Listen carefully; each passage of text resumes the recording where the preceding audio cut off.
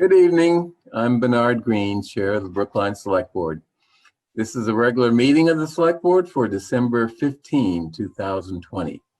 We have a quorum of the Select Board who are participating from their respective remote locations because this meeting, as all meetings during the health emergency, is being held remotely using the Zoom platform. And you should know that this meeting is being recorded, and the recordings will be a public record. If you don't want to be recorded, you can turn off your camera and you can rename yourself. So with that, let's get moving with announcements and updates. Let me start off. I'd like to give congratulations to Dr. Swanee Jett, who was named to the Board of Directors of the Mass Public Health Association, which is a nonprofit advocacy and community group that works to create health equity by addressing root causes of health and wellness disparities throughout the Commonwealth. Congratulations, Dr. Jett, and I'm sure you'll bring what you learned from this association back to Brookline to do an even greater job than you've done so far. Second, the design selection panel for the Pierce School. The Pierce School will be partially financed by the Mass School Building Authority. And this morning, the panel met and selected as the design team for the Pierce School, a joint venture between a firm called Miller Dyer Spears, or MDS, which is a highly regarded women-owned firm that worked here in Brookline on the Lawrence School and the Heath School. Its co-venture is Sasaki Architects, a national firm of some renown that, among other things, has strong skills designing environmentally sustainable urban environments. And of course, the Pierce School is going to be an urban school in many respects. It's definitely in the heart of Brookline Village, and it's going to be an interesting project. Finally, there are a lot of bikers in town. So this is for the bikers. If your bike was recently stolen, I understand that the Boston Police Department recovered dozens of unreported stolen bicycles during an investigation in Brighton. And actually, you can go online at the Boston Police Department website, bpdnews.com, and actually see these bicycles. Looks to me like these are really nice bicycles. So if you lost such a bike, you may want to contact the Boston Police Department, or if you're more comfortable, you can contact your local friendly Brookline Police Department. If they have your bicycle serial numbers on file, they'll be able to facilitate recovering your bike if it was one of those that the Boston Police Department recovered. So those are my three announcements. Anyone else on the Select Board have something to say? No? Mr. Van Scoya. A couple. First of all, it isn't just Swanee Jett who has received an honor this week, and I join you in congratulating him. I think that's quite a distinction, and Brookline can be proud. But our own town hall staff, and I'm going to say Mel Kleckner and Melissa Goff in particular, but I'm sure there are others who deserve to share in this, were recognized for the quality of the fiscal year 2021 budget.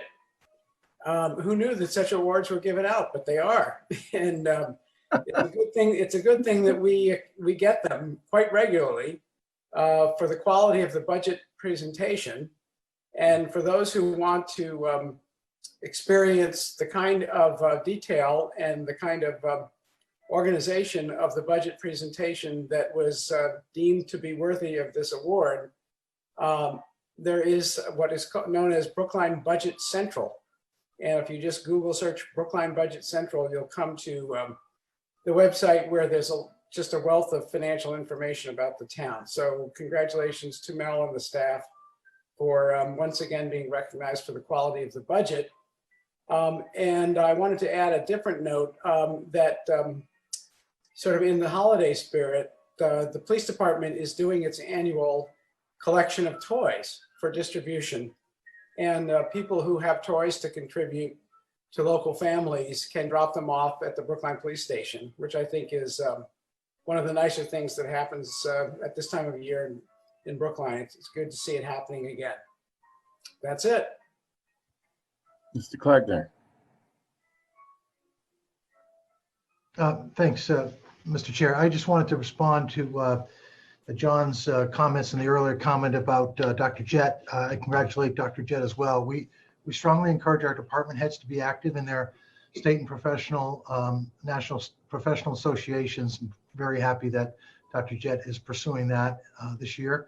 And then I wanted to just say that that budget award, which I'm very proud of, is almost solely the result of Melissa Goff and Justin Casanova Davis's efforts, my crack management team, and our budget staff. Thank you very much.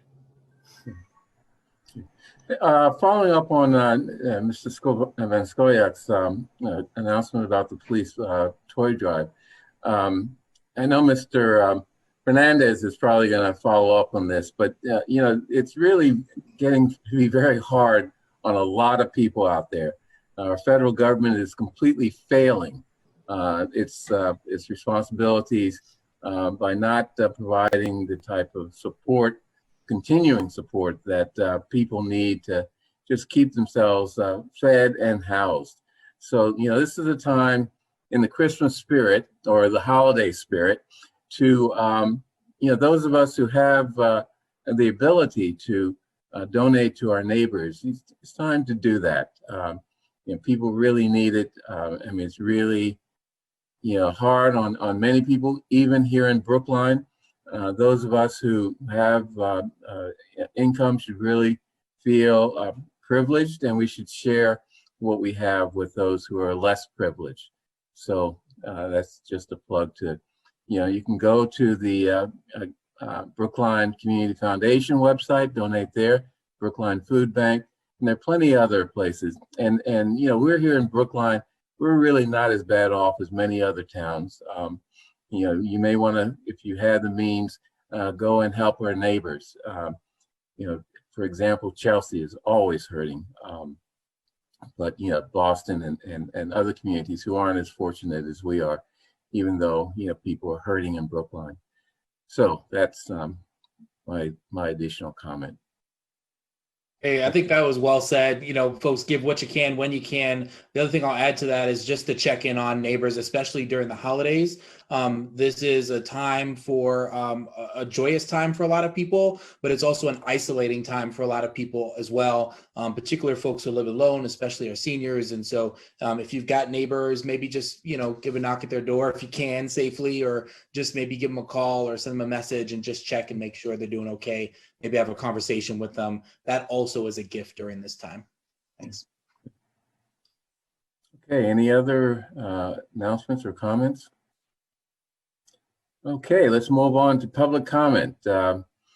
Ms. Fields, I hear that we have a number of people waiting to make a public comment this evening. Yes, at this time we have 8 people signed up in advance for public comment at 3 minutes per person. And the first one is Rebecca Stone. Rebecca, you have been promoted to a panelist. You can begin when you're ready. Okay, can everybody hear me? Yep. Great. Hi, and thanks for giving me this time. Nice to see you all. I was happy to hear the introductory comments about great budgeting. Congratulations to Mr. Kleckner and his staff, public health, and also needing to be aware of and take care of those in need, because as I wrote to you earlier in a letter that I sent, that all of those things are summed up in the warrant article and bylaw that we passed in 2019 to provide free access to menstrual products in our public buildings.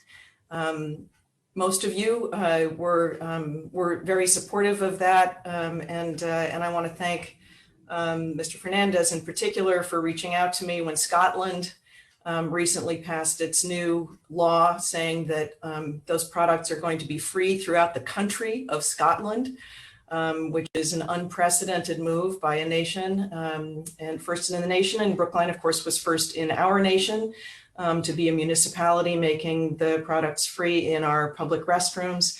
And so I thank you all for your support of that. And Mr. Green was especially supportive of the effort that we made to pass that warrant article. So I was writing to you because in the spirit of anticipating the new budget for fiscal 22, the bylaw that we passed in that warrant article is effective on July 1, 2021.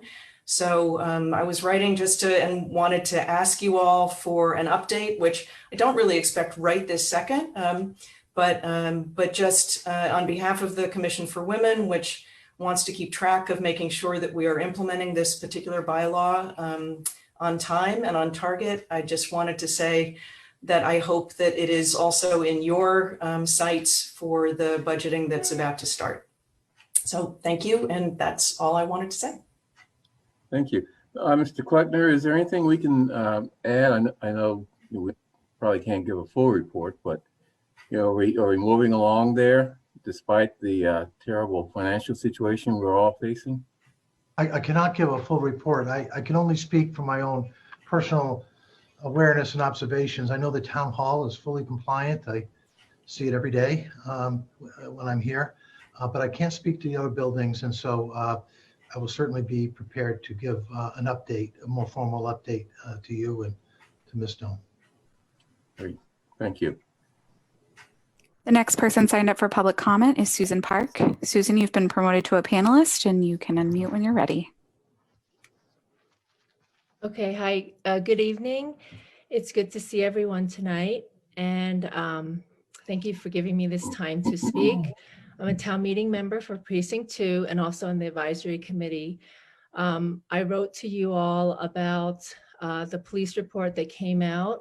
It was on September the 14th, 2020 by Lieutenant Cullinane. And the disturbing thing about this is I spoke with Ada Ijanusi, and I think he's here tonight. And I asked him about this report.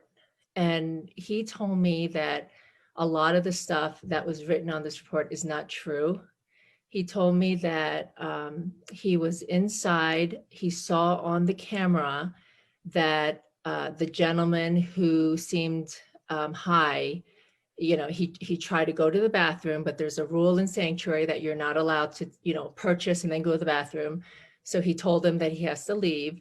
This gentleman went outside, and then Ada, the employee, he saw on the video that this minor came to the 22-year-old who just purchased, and she grabbed the bag. So he knew that something's up. He went outside and he asked about her age. She's a minor. And then he took the weed, the rolled up weed, and there was a diversion. So I asked Ada, who's on the report, specifically twice. I said, are you sure there was a diversion? Because on the report, it says that there wasn't, and my name is on the report because I wrote up what town meeting member Donnell and advisory committee Donnell had said. And so I'm really tremendously concerned that what the eyewitness and employee who was never called back to work after he said what he said and what he saw, he never was called back. And now this report is not what he saw. So, and that is why I wrote the email. And that is why I'm here tonight, because I want to make it clear. Last week, I watched the select board meeting, and I was just really surprised when it was said that there were no complaints. And now I think it was John Van Scoyac who said, actually, there was a complaint. You have 30 seconds. And what have you learned? And I'm here to remind you that there was an incident.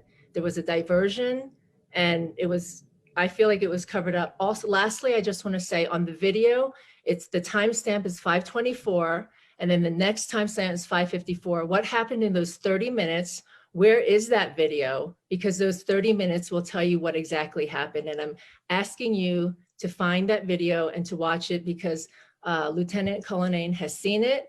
He's reported based on it, and I'm asking you to please find it and see it for yourself. And I congratulate Dr. Jett, Administrator Mel, Justin, and Melissa as well. Congratulations. Thank you and have a good night. Thank you. The next person signed up for public comment is Elizabeth Kane Tate. You've been promoted to a panelist and you can unmute when you're ready.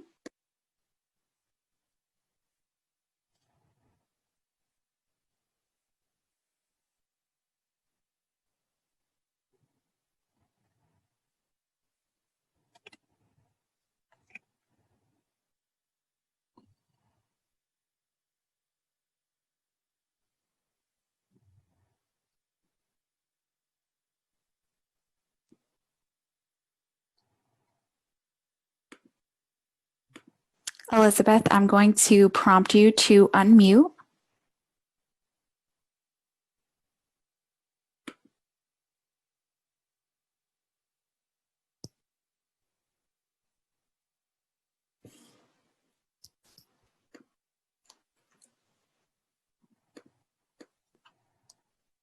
All right, I'm going to troubleshoot with Elizabeth in the chat and then promote the next person who is signed up for public comment, which is Jason Klein.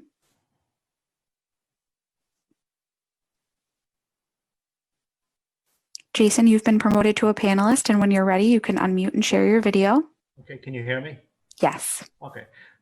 Thank you for allowing me to speak. I'm speaking as the co-owner and co-founder of Beacon Hill Athletic Club in Brookline Village. We've been there since 2002.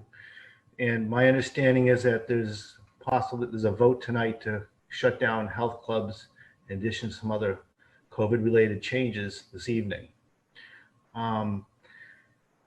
As you know, as Governor Baker says, follow the science, follow the data, and the data dictates that health clubs and fitness facilities are not the cause or the spread of COVID. According to page 35 on the mass.gov site, since 11/8 to 12/5, there have been 17 cases statewide that trace to all of the recreational, I'm sorry, I'm going to stop the video. All of the recreational classification categories in the state. We, as a health club, as the other fitness centers in the town of Brookline, provide mental and physical benefits to our members, which number pre-COVID over 1,000. We've obviously been affected tremendously since then. Another shutdown, even though we just got shut down in the city of Boston, we lost 5 clubs for hopefully only 3 weeks, is a devastating economic loss to both us and the benefit to our members. And we, because of our protocols, we've been visited by the Board of Health, I think at least a couple of times. They've been very complimentary of the standards that we take, including temperature checks, and we have full contact tracing because we know exactly when people are coming in and who's there at the same time. And we're just making a plea to help us and other businesses in the city of town of Brookline to help us survive through this crisis. We're already literally hanging on by a thread, and this would probably put us over the edge. Never mind our landlord, who will no longer receive any more rent for whatever period of time. So, again, we're just really pleading for our business and for our members, and we believe we are not the cause of any further COVID spread. Thank you. Thank you. All right, Elizabeth, I'm just going to try one more time to see if we can unmute you.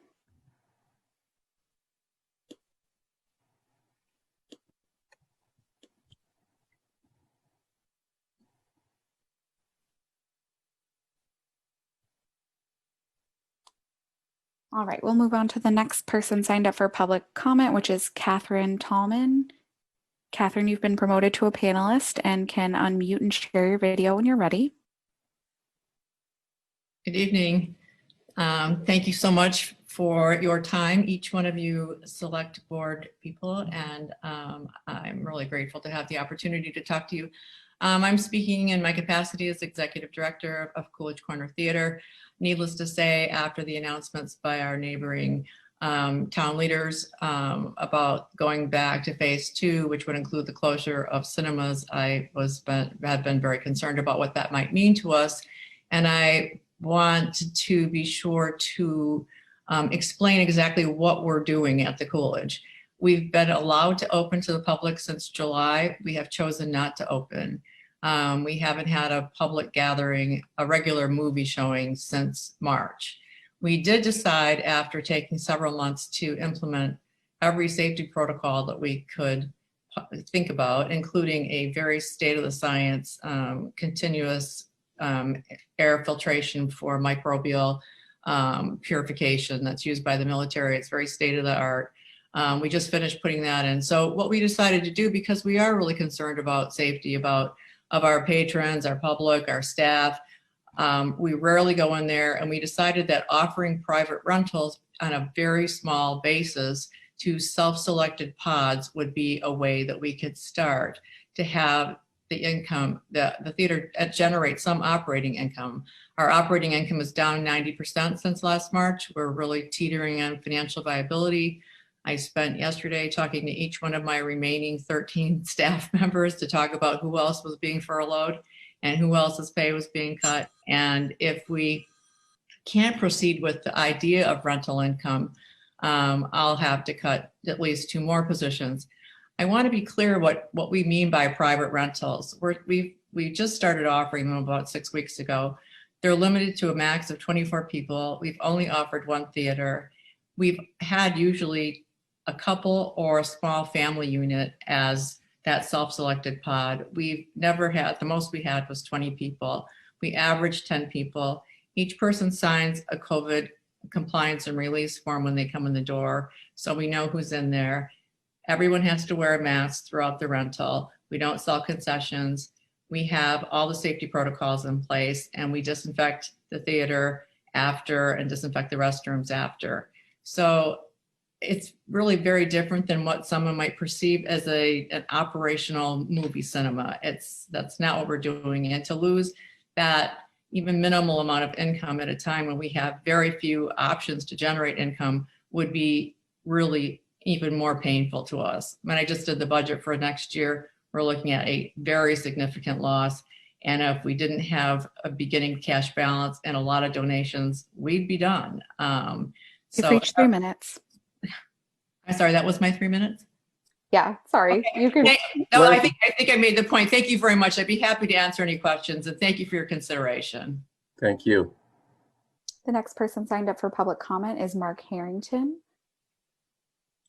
Mark, you can begin your 3 minutes when you're ready.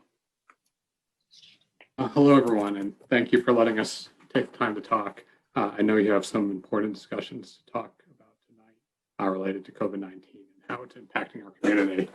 I am representing my family business. We own and operate 3 health clubs in Brookline and have been operating since 1991. It's HealthWorks in Coolidge Corner. We've got a HealthWorks on Route 9 in Chestnut Hill, and also another club, co-ed club, Jim on Com Ave. I just want to share, kind of echo Jason's statements, that kind of above and beyond the public data has shown that gyms can be operated safely. New York just released a tremendous amount of data on Friday showing, and I'm quoting here, kind of as a result of the restrictions, gyms are now one of the lowest known drivers of clusters. Their data is showing only 5 known clusters out of 45,000 tracked instances in the state of New York. Kind of the data is pretty clear, whether you're looking at Massachusetts, Colorado, Louisiana, kind of any of the states that are reporting where COVID is coming from and how it spreads.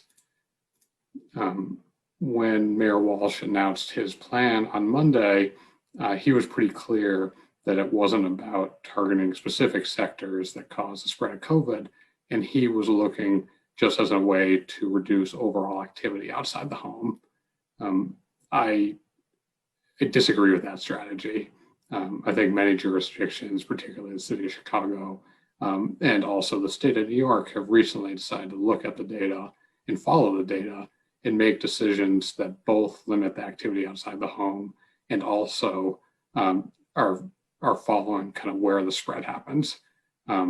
So I'd encourage kind of you as a town of Brookline, as a town of leaders, to make logical decisions to, one, keep your community safe, and also follow the data where it leads. As Jason said, gyms are particularly uniquely suited for COVID. We've required our members to wear masks all the time since reopening in July. It's uncomfortable the first few times, but you get used to it. We can accurately manage capacity through advanced reservations. We have full contract tracing and a formal check-in process to make sure everyone's following the rules. We are an essential service, particularly in the town of Brookline. We support many of the frontline healthcare workers that are taking care of our community every day. They work excruciating shifts where they're dealing with the sickest of sickest day after day, and they need time to relax and to recover after that. We are providing, along with Jason and other gym owners in this town, a way for them to get outside in a safe and effective environment and work on their mental and physical health, and allow them to continue to care for our community that needs their care more now than ever. I sent you all a little earlier a great letter from the Chicago Medical Society, kind of recognizing this and the need and the absolute kind of toll this is having on our healthcare workers, and they need an outlet. You've reached 3 minutes. Okay, thanks for everyone's time. Have a great day. The next person signed up for public comment is Addie Ejanusi. You've been promoted to a panelist, and you can unmute and share your video when you're ready.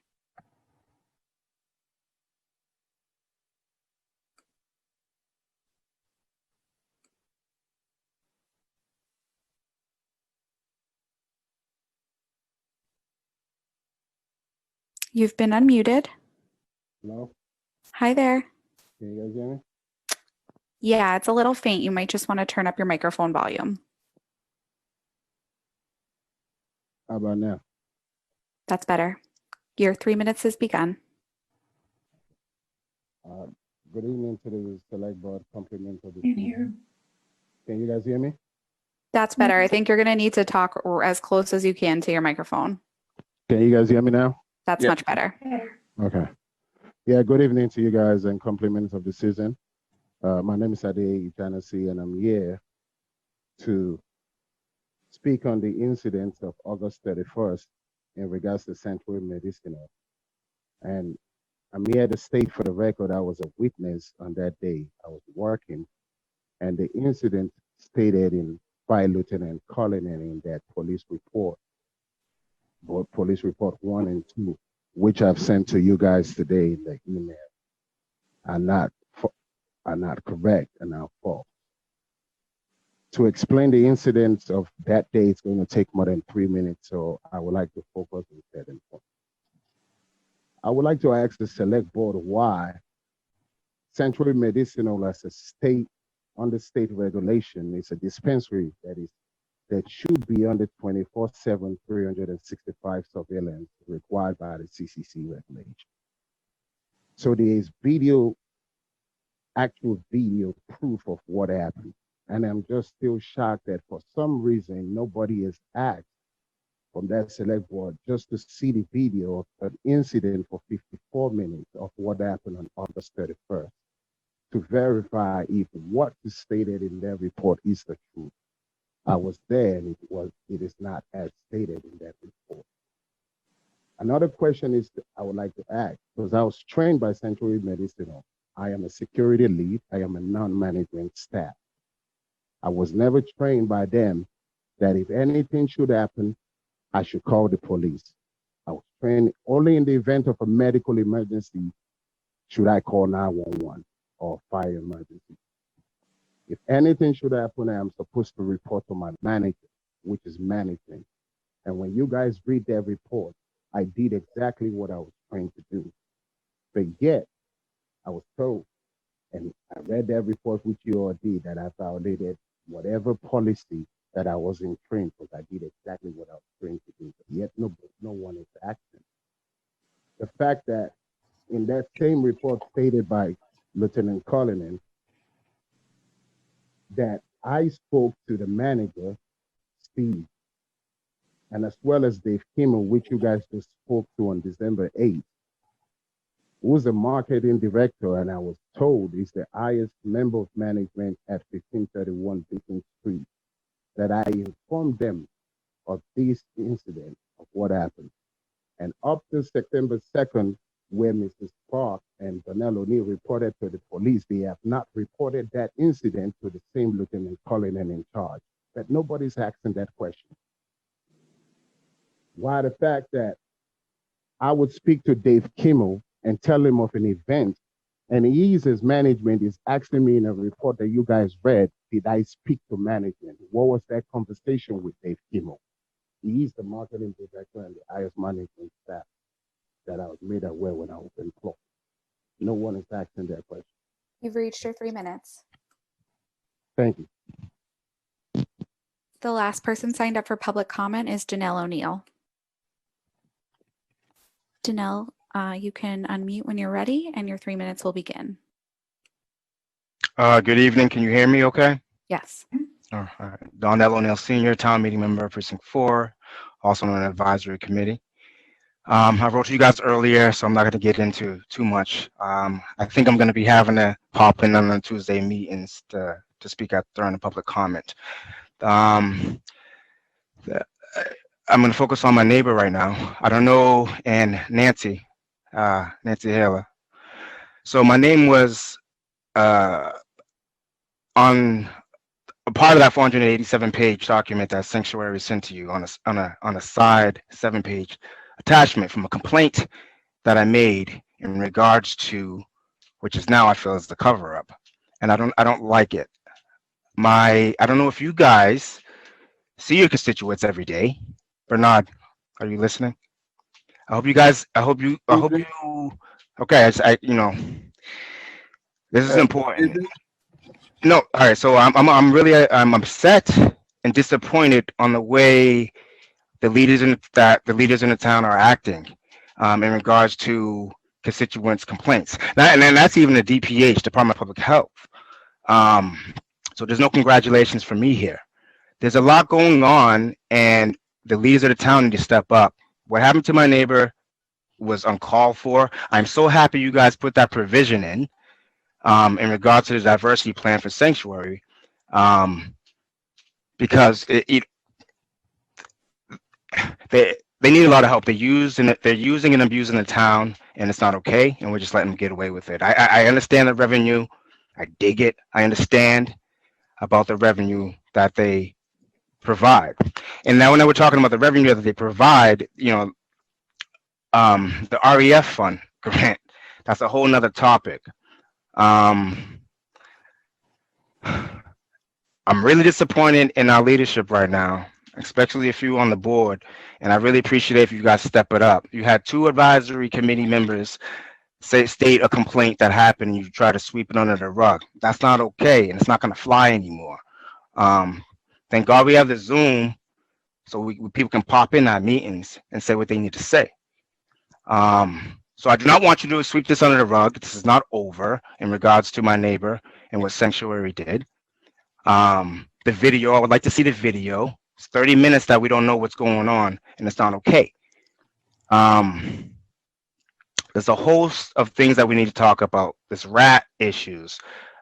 There's just a lot of things that are going on here that our department heads, and my apologies, Mel, for pointing you out on this, but you know you're supposed to be on top of the department heads, and we need to us as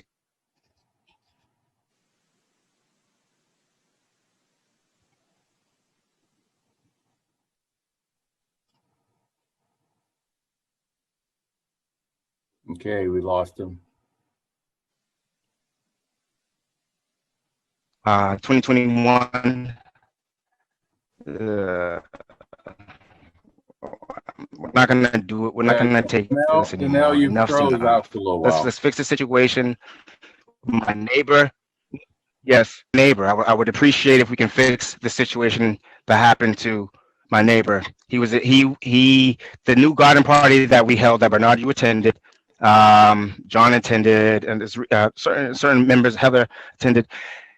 That you guys met him, and for you guys to act like nothing happened and to ignore 2 advisory committee members' complaints, about what happened is ridiculous. And so I'm not going to stand for it.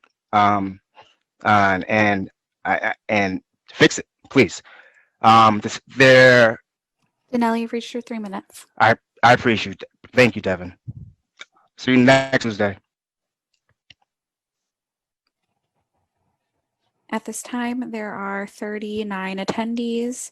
No one is using the hand raise feature to indicate they'd like to make a comment. Okay. Next, minutes of the Tuesday, December 8, 2020 Select Board meeting. People have had an opportunity to review that, make edits. Any additional edits? No? Okay, move approval of the Tuesday, December 8, 2020 Select Board minutes. All in favor, Ms. Heller? Aye. Ms. Hamilton? Aye. Mr. Fernandez? Aye. Mr. Van Scoyac? Aye. And chair votes aye. Next, we have some items that I'd like to deal with in an omnibus fashion. First question of approving some reimbursement from FEMA for the town's participation in deploying our public safety personnel in response to two tropical, actually not hurricanes, but cyclones. I'm not sure what the difference is, but you know, we went down to help people who were in stress because of the weather, and FEMA is reimbursing us. Secondly, approving various interdepartmental budget transfers for the building department, some of which are related to the fact that they are understaffed at this point and are using outside services. So everyone has had an opportunity to review the materials on that. So I move approval of those two items. The second one including three separate transfers. All in favor, Ms. Heller? Aye. Ms. Hamilton? Aye. Mr. Fernandez? Aye. Mr. Van Scoyac? Aye. And chair votes aye. Next, two items. First, purchase and sale agreement with Well Tower for the purchase of the west side of the Newberry campus, which will close approximately January, I think, 7th. Mr. Chair, I think we decided that we were going to try to fold in the COVID-19 discussion before we took up this any other calendar matters. Okay. Again, I have an old agenda. So, okay, so let's go. Okay. Well, so it was just last week at this time at your board meeting that Dr. Jett and I provided a comprehensive update on COVID-19 matters, including the latest order of the governor who had adjusted the state's phased rollback plan at that time. And although I was aware of some general dissatisfaction with the state's pace and extent of the rollback, especially among the mayors and executives in Eastern Massachusetts communities, I was still surprised to get the word yesterday that the city of Boston would be going out and announcing a rollback to a prior phase of the reopening plan, namely phase 2, step 2. And although I was given a little heads up on that, I was in no way able to make that kind of announcement that other cities and towns did, approving the Boston phase rollback. But I wanted to bring it up with you this evening and talk about it, and we're prepared to do that. As you probably remember, I've been a strong advocate of the state taking control of the COVID restrictions. I say that not because cities and towns aren't able to evaluate the data and make decisions, but the fact of the matter is when there's a widespread announcement and jurisdiction like a state government, then the ability to educate folks and seek compliance is much easier. And I think we've seen that. So it was a little distressing to me to see us to go away from the governor because of that reason. But it happened yesterday, and as you probably heard, the city of Newton and other jurisdictions did announce their willingness to adopt the same rollback restrictions that the city of Boston has. I did submit a memo to you earlier today that identified the various restrictions in this phase 2, step 2. But as you heard by now, the two very prominent ones and the ones that would impact Brookline, among others, would be health clubs and fitness centers, as well as indoor theater venues. So, we're faced with the dilemma, frankly, of, the largest city, one of the largest cities in our country is surrounds us, and our other neighbor, the city of Newton, have both adopted these. And, again, I go back to this ability of us to communicate to the residents who, travel through our communities, travel throughout the region, going to work, to school, to other places, and just creates really a chaotic situation, and I regret that. Having said that, however, I listened to the governor today, and the governor made it clear that I believe, I interpreted that he's not going to do this. He's going to allow individual cities and towns to do this type of approaches, and I think we're going to see more of it. Next week, I'll be probably coming back to you saying the city of Boston may have done something more, or the city of Cambridge, or someone else. And we're going to constantly be doing this back and forth and deciding what parts of it we don't want to do. And I think the resulting outcome is confusion among our population and, unfortunately, a lack of effective compliance. But having said that, we're surrounded now with Boston and Newton doing this. We haven't, honestly, Dr. Jett and I haven't really even talked about it and really dug deep into what this phase 2 means, step 2, and how it would be implemented in Brookline. For example, I wasn't really fully aware of the way the Coolidge Corner is operating these days. So, we want to take a look at it. And I do want to be clear, there is no requirement to do this. The town is not obligated to do this, but I think we have to understand the practical, political, and practical implications of the largest city doing it, and one that surrounds us. I would note from my reading that the town of Needham decided not to do this. I believe the city of Chelsea is not rolling back, at least totally consistent with the city of Boston. But I'm just telling you that this is going to continue to happen, not unlike it was in the beginning of COVID when, construction and other type of retail activity was being banned in one community and allowed in another. So I regret that we're there, but we are, and we have to make a decision at some point. I'm reluctantly feeling that we have to go along with these large cities to our borders, but I'm certainly willing and eager to take the policy direction of the board. Maybe a few questions are in order. Have we had outbreaks in our local gyms or the theater? Well, I don't know the answer, and it's very hard. And I've been looking at the data and what other people have proposed. And to be honest with you, it's very hard to track where people get COVID at, because number one, it's hard to track down some of the people you need to quarantine. Number two, people are not being honest where they're going. And so the data repository that would show where people have been, if there was a better way for us to track that, that would be great. In Brookline, the spread is everywhere. So it's not necessarily it's in gyms, it's in Coolidge Corner. But, one of the things that we can definitely look at and base our decisions off of is look at our data.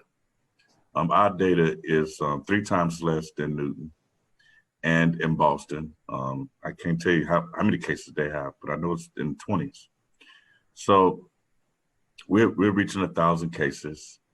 And one of the things that we can do to be proactive is not necessarily close gyms or close Coolidge Corner, which have been very cooperative with us, but probably look at capacity and reducing the capacity.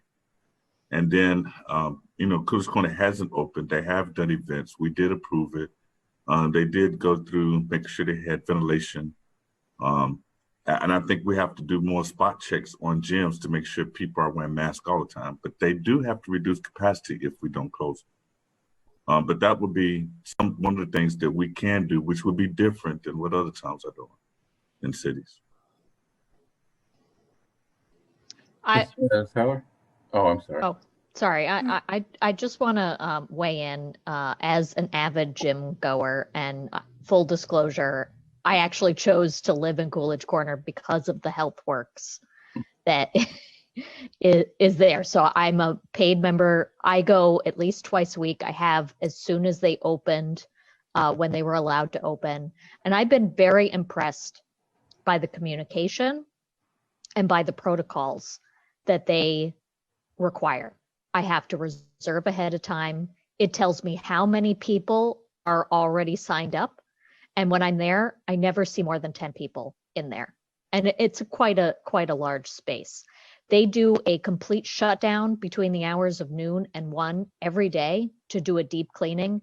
And then they have from 1 p.m. to 2 p.m., only people who are high risk can sign up for that block. So if we're going to do anything, I can maybe get behind a reduced capacity, but shutting them down completely is not something that I would be supportive at this time, because I don't think that the numbers support it. And as somebody who lives alone and doesn't have any family in the state, it has been very isolating for me. And my physical well-being is highly correlated to my mental well-being right now, especially as we go into the colder months and I can't order free weights online. You can't find any, and I won't be able to exercise outside. Yeah, I'll second that. I mean, I have weights and other equipment in my house, but going to the gym was really important mental health time for me when I was, before I retired. I see what, I know exactly what you're saying. Ms. Heller? So I'm not a gym goer. Tried it in the past, it didn't work for me. But I can appreciate people who want to go. And I have a dear friend who does go, and she's now quarantining because she was exposed to somebody in the gym who had COVID, who was diagnosed with COVID. So I know that there are some cases there. It's not like there are not any, and I don't know the particulars, but I think that, the question is, if one person at a gym gets COVID and brings it into the gym and infects others, we know that there's a ripple effect. The Biogen conference has taught us that, from one person, it affected thousands, I think. So I think it's a very, very tough situation, because the price of this thing is so high in terms of people's well-being, and getting COVID is not just a simple matter for a young person of getting it and I'll get over it like the flu. It leaves devastating,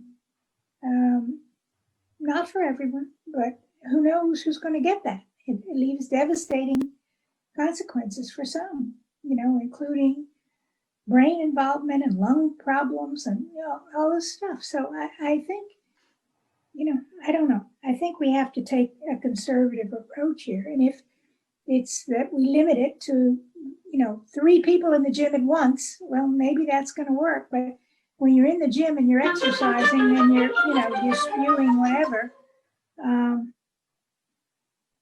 Anyway,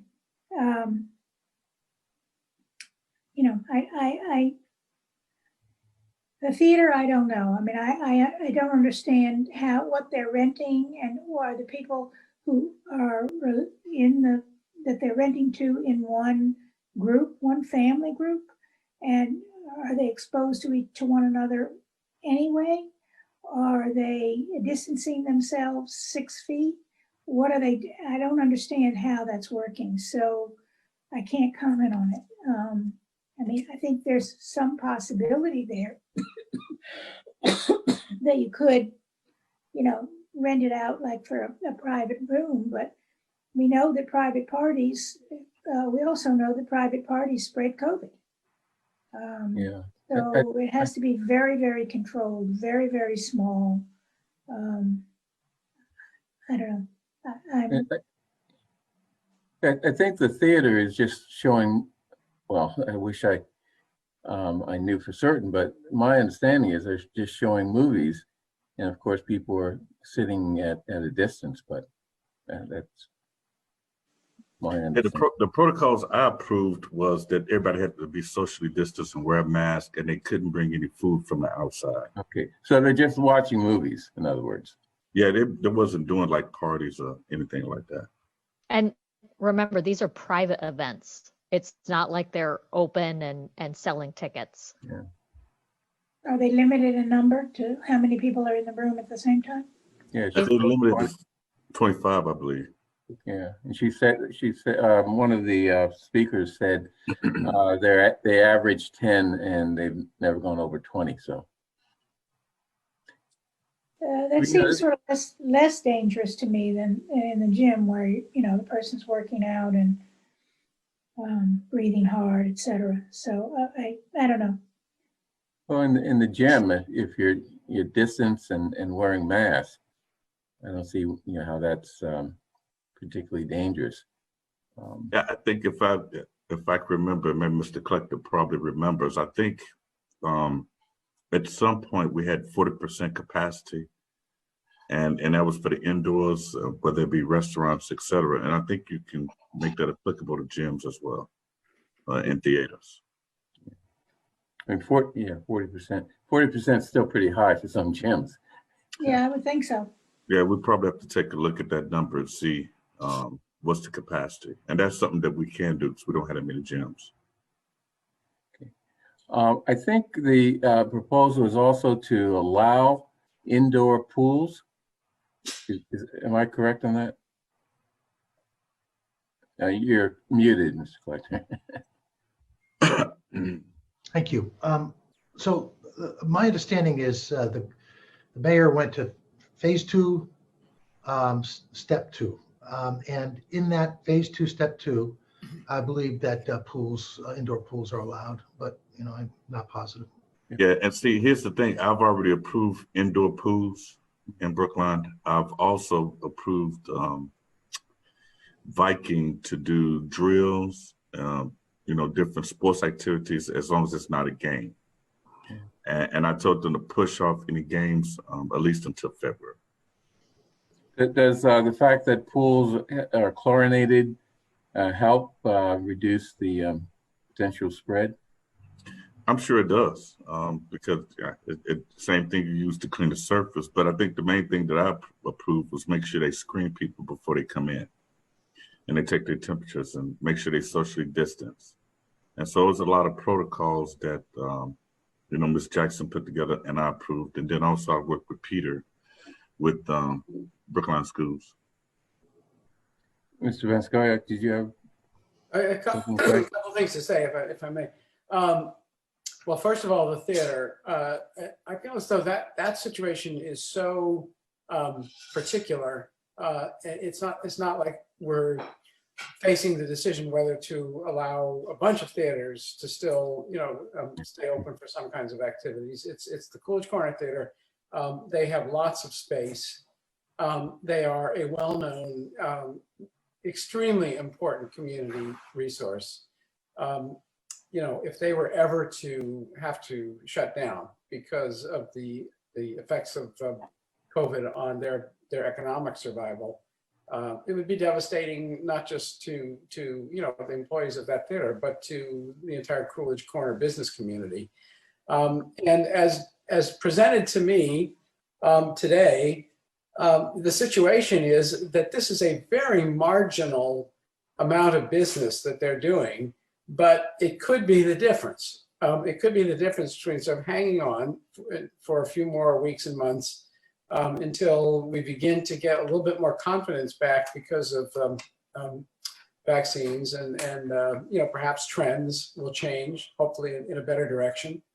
And so under those circumstances, I have no problem trusting to the judgment of Director Swanee Jett to, deal with the Coolidge as to how it's currently operating, the numbers that they're admitting, and decide as to whether there are safe levels of numbers that can continue to be occasionally accommodated, keeping in mind these are cohorts that are being who have missed the experience so much of seeing a movie in a theater that they they are taking up the opportunity as a cohort, a family cohort or other cohort, of sort of trusted individuals who have made a pact with one another to stay clear of COVID. And they watch as a cohort, maybe 10 people. It sounds like on a few occasions there have been a few more than 10.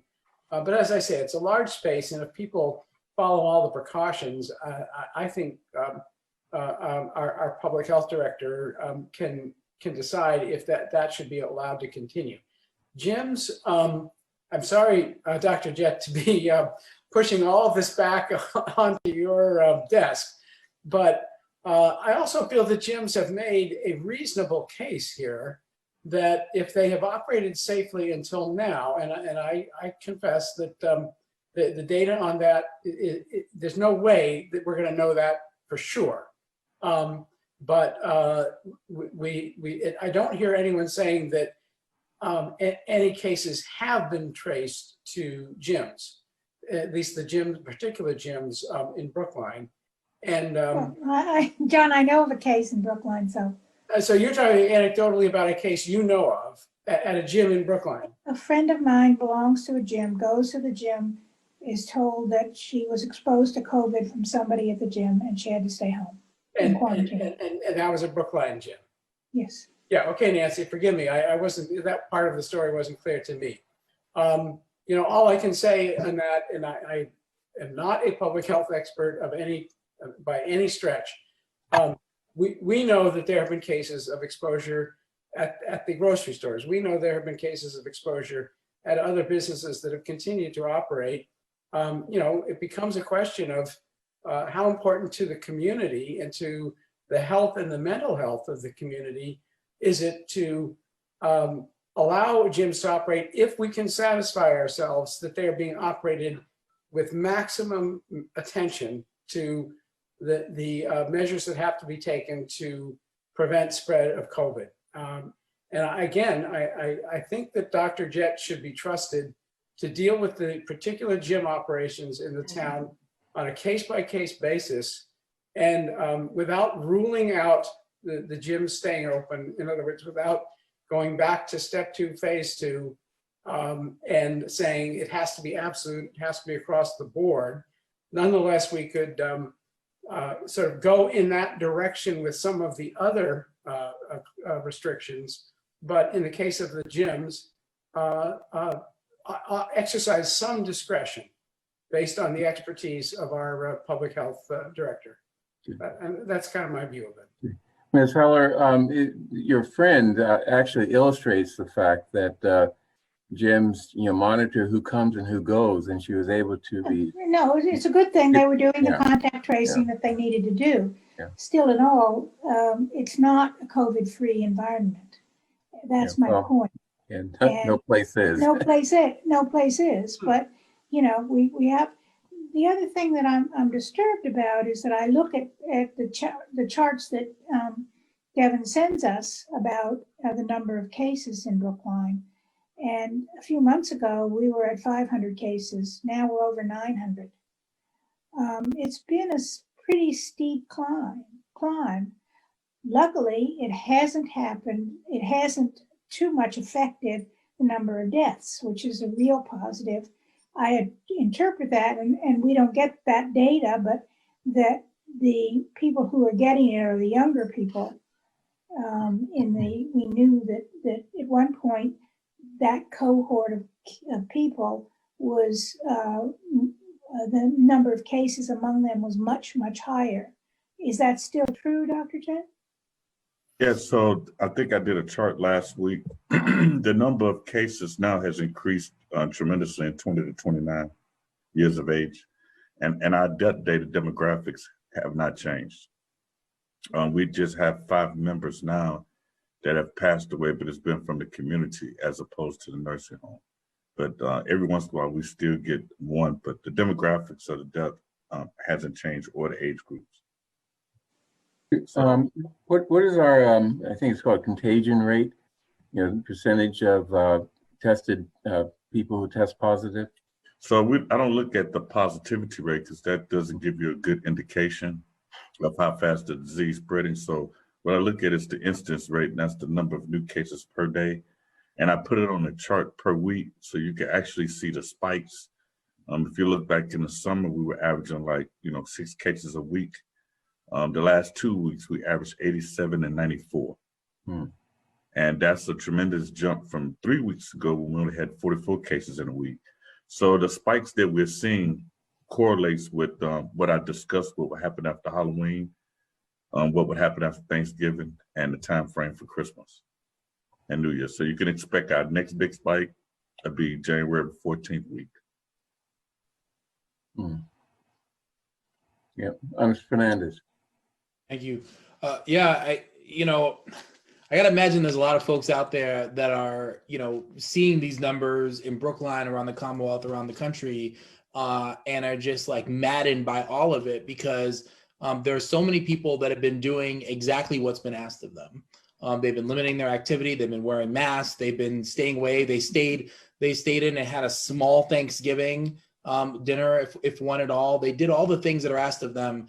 And because others are not, we see exactly the results of this. This was predicted. This was predicted by folks like Dr. Jett, folks like Dr. Fauci and others, experts in public health that told us that these numbers would rise if we didn't do the things that were necessary and just sort of buckle down until that vaccine is here and until we can get to a place where we have enough people vaccinated to get, hopefully at some point on the other side of this.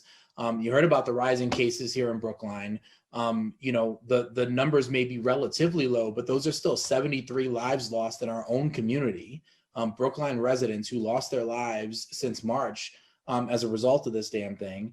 And it's frustrating. It's got to be frustrating for folks at home that are like, I've been isolated. Select Board Member Hamilton was talking about that sort of that sense of isolation that people that are trying to do the right things are feeling. Not to mention, the businesses that are open right now are the ones that have complied. They've complied with everything we've asked them to do. I don't know about you, but I go out and try to shop small, and I see high compliance with the businesses themselves. That they're all the folks that I see are wearing their masks. They're all compliant. They've got the shields up. They're doing everything we've asked them to do. This is on us. This is on us as a community and beyond the borders of Brookline to do the right thing that are going to keep these numbers low. And then it comes to us as a board and to Dr. Jett as our health commissioner to figure out what we're going to do in the face of all these numbers. And the only thing that we can do is to try to limit activity. Because, I hear Governor Baker and his press conferences have turned into, hey, come on, guys, like, won't you just do it? And that is not policy. Hey, come on, guys, is not policy. It's not going to actually get us to where we need to be. Policy is us figuring out how we can, put in the right measures to limit activity in our community. That means people coming into the community. That means even those of us who live in the community. I think that the board, it seems, has settled on a clear direction here, and it's one Dr. Jett is recommending, which is that we don't go, I think, whole hog and start closing everything down. The businesses that we have that are operating right now are operating within the guidelines that have been set for them. And I imagine if we set new guidelines, they'll do that too. They want to try to remain open, and it's important to understand all the sort of the back of the house folks. The underpaid folks that are actually relying on these businesses to stay open in an environment, mind you, where as our town administrator so eloquently pointed out in his memo, Congress still has not passed additional funding for anyone. There's no new paycheck protection program. There's no new stimulus checks coming, at least not that we can see in the time being. And so, putting a whole bunch of people out of work right now is not exactly something I'm excited to do. It seems to me that the ideas around reducing capacity and doing what we can to limit activity in the community is the smart one. I have questions, I guess, maybe Dr. Jett, about how long it might take you to figure out what the right numbers are, or if you already have those in mind and that's something that you would roll out on your own over time. I know that you have the power to enforce these new limits. I suggest that we go ahead and get out of the way and allow you to do what you do, to do what's necessary to keep us safe. And then to continuously do what we've been doing, which is try to remind everybody to do the right thing, to stay home, to quit traveling, and to follow the recommendations, so that we can stop seeing these case counts go up. And 5 more deaths in recent weeks is still 5 more deaths. I mean, that's still members of our community lost. So anyway, I had a good talk with Dr. Jett earlier. I'm confident in his ability to figure out the right path here and to manage this, and want to support you in those efforts. Is there, Ms. Hamilton? I also just want to say, there's a difference between, zero risk. We could shut down everything and try to go that route, or we can do what it was said in the beginning, try to flatten the curve. And so I really do believe part of the charge of this board is to balance the interests of public health, but against these businesses that are really hanging on by a thread. And they've given, at least me, from my vantage point, no reason to close them based on the data. If people feel comfortable going to the gym with these protocols in place, or the Coolidge Corner renting out a theater, then I'm inclined to support them under Dr. Jett's supervision. Mr. Kleckner. Thank you. Well, I certainly appreciate the discussion tonight. Very helpful. And I, of course, trust Dr. Jett as well. And it's not really a question of trusting him or not. I just want to point out that, the numbers are bad. They're going to continue to get bad. And I'm going to predict that more and more individual cities and towns, including our biggest neighbor, Boston, will continue, I think, to go down the road of shutting things down. And it's apparent to me that the governor will allow that sort of independent activity to go on. So, I will certainly talk to Dr. Jett, and we will develop a protocol for the businesses that are covered under this phase 2, step 2, and we'll let you know what, how we handle things. But we'll do the best we can. And I appreciate very much what I heard tonight from not only the business owners, but also the board. It's a very difficult situation. I regret that we're here. I don't agree with everything the governor does, but I do believe the state, has the right and is the most effective governmental body to do that. I wish that he had considered doing things in regions as like New York and other states have done, but that's not the way we've done it. So I don't want to be overly critical here, but it's put us in a tough spot, I believe, because you're going to hear more and more about cities shutting down, like what you heard yesterday. Having said that, I'm ready to move on to the next COVID-related matter, which is about testing. Well, before we go, I think the board has expressed the view that we not follow the Boston plan or Boston approach. Rather, we I guess heighten or increase our monitoring or surveillance of these establishments and just making sure that they continue functioning properly or safely. And maybe, if there are other things that we can require them to do, that they do those. So yeah, I'm hearing that. Just want to make clear. Okay. That's clear to us, I believe. But may I ask a question? Just because I think it's really important that there not be any confusion as to exactly what the decision was that was made by the board tonight. in other words, they're reading headlines. Boston goes from step 3, phase 3, step 1 to phase 2, step 2. Is the headline from this meeting that Brookline stays at phase 3, step 1 modified, or is it that Brookline goes to phase 2, step 2 modified? I have a feeling it's one or the other of those two things, but I do think we should be clear about, if someone asks the question tomorrow, what phase are we in? I don't want to, shrug my, I don't know. What I'm hearing, John, is we are not going to adopt wholesale this rollback to phase 2. We will stay at the state determined phase, but we're going to look carefully at the at those uses that the city of Boston did roll back, and make some rules around those that may be a little bit more stringent than they are today. But I can't tell you exactly what they are. So we're in line with what the state is at right now, but we've always had, I assume, the latitude to modify and to add restrictions to what the state defines as phase 3, step 1. Is that right? Yes, I suppose so. Although we're very reluctant to do that. Yeah. So we have and we use the basis based on public health data. If we need to be more conservative, I think one of the next phases, and Mr. Cutler mentioned, is that just to investigate what does reduced capacity mean, for Coolidge Corner or for the gyms, because I think those are the two only sticklers really that people are concerned about, and then bring that back before the board. Excellent. But what about the other businesses that are on the list? I don't think that there's a lot there that's applicable to Brookline, but we will go through the list. I will report on this next week to you. I would just say that what's not on there is indoor dining, and I would just say, I know you've been keeping an eye on that, Dr. Jett, and just to consider that as part of everything you're doing too. Yeah. Thank you. I appreciate everybody's time tonight.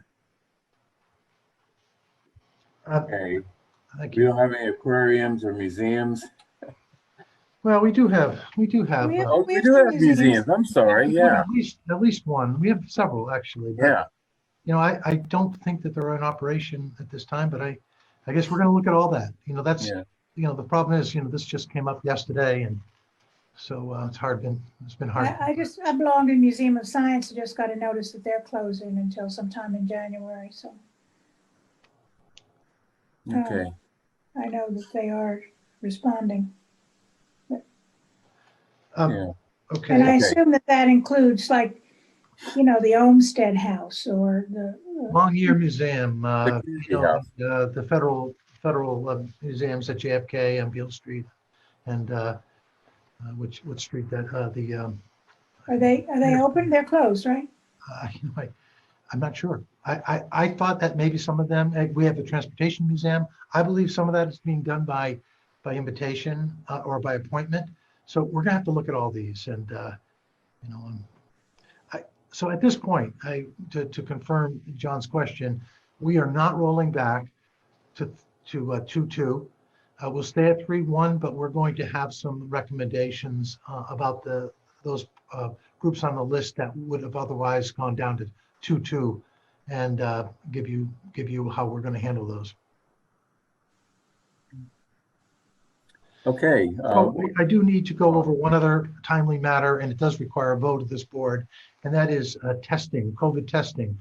And the fact that, as Dr. Fernandez mentioned, Congress has not acted, and as a result, we're faced with losing funding for essential COVID testing that we're doing as a town, which is part of a regional, countrywide effort, really, at doing testing where the federal government hasn't been able to really create a national testing program.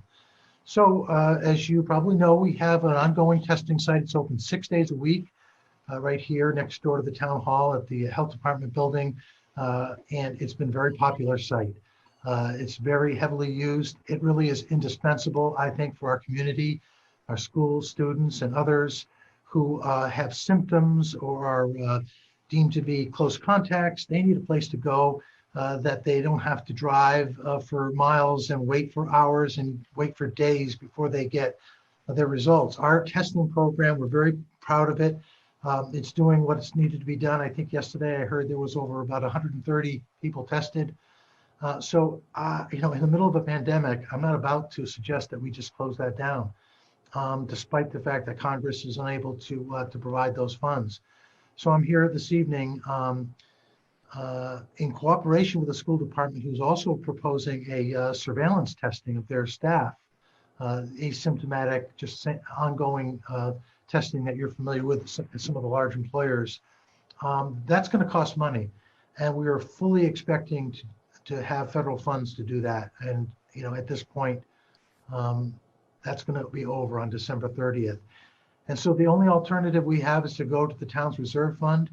It wasn't planned that we would be using these for COVID expenses, but then again, we were hoping that Congress would continue to fund state and local government activities throughout the pandemic. So this evening, I'm going to ask if you would authorize me or the board itself to make a request for transfer from the advisory committee in the amount of $200,000 to allow our community testing program to continue for through March. I can assure you if CARES funding does come through, we'll be able to use that and return the money, if you will, back to the town. I will also let you know that the school department will be making a $300,000 request to the reserve fund on Thursday night. It doesn't require your particular authorization because they're an independently elected board, but that's $500,000 coming from our reserve fund, which is going to be a big hit.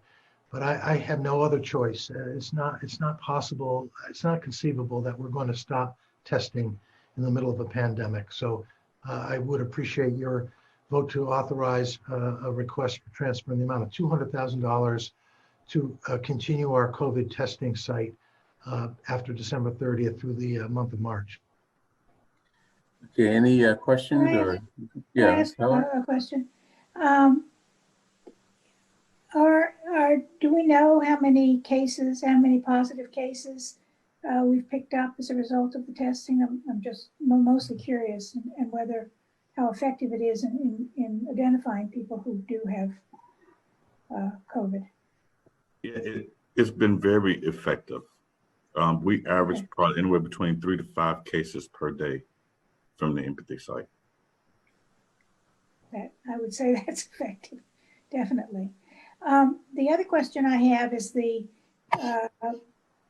so-called Gang of 8 or whatever they are, the Congress people who are, trying to craft a bill. Apparently, they're dividing it into two, and 780 billion for one thing, and the other 120 or 30 billion for the other for state and local governments and the liability issue. Would the money for this come from the amount that's for the state and local governments, or would it come from the larger? I have no idea, Nancy, and I don't. What I read today, it's the opposite tomorrow. I've been following this very carefully, and every day, I get excited, and then I get disillusioned the next day. I really don't know, and I don't think anybody really knows. It's pathetic, that this country can't get its act together on something as simple as that. But that's just my opinion. But the bottom line is that the test is, this testing site is effective at picking up cases, and that's all to the good. And that, presumably the people who test positive are then quarantining and not spreading it to others. So that's important. It's very important. And I'm very grateful that we have the testing site up. And Mr. Kleckner supports it, and the select board supports it, because it's something we definitely need, as a surveillance tool. Can I ask, are the costs that we're incurring, it's about how long we're keeping the testing available, not how many people are being tested, right? Not necessarily. There is per test. It's a complicated formula, Okay.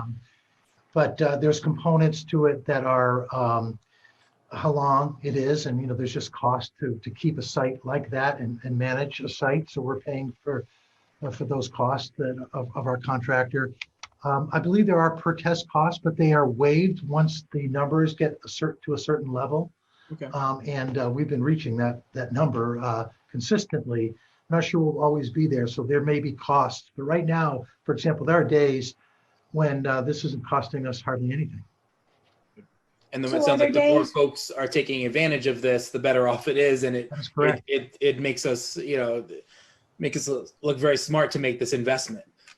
So encouraging people to go and get tested, particularly if they can have their insurance cover the cost of that test, is a good thing. So that was my next question, is what percentage, do we have a percentage of how many insurance companies are actually? And do Symptomatic. they cover the full cost? I mean, some insurance companies, sure, I'll cover you. It's, I'll pay $10.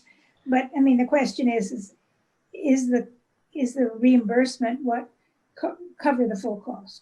Well, anybody who's symptomatic is having, we're not asking them for any money. And so whatever empathy our contractor gets is what he gets. And I believe he's getting the full cost of testing and other aspects.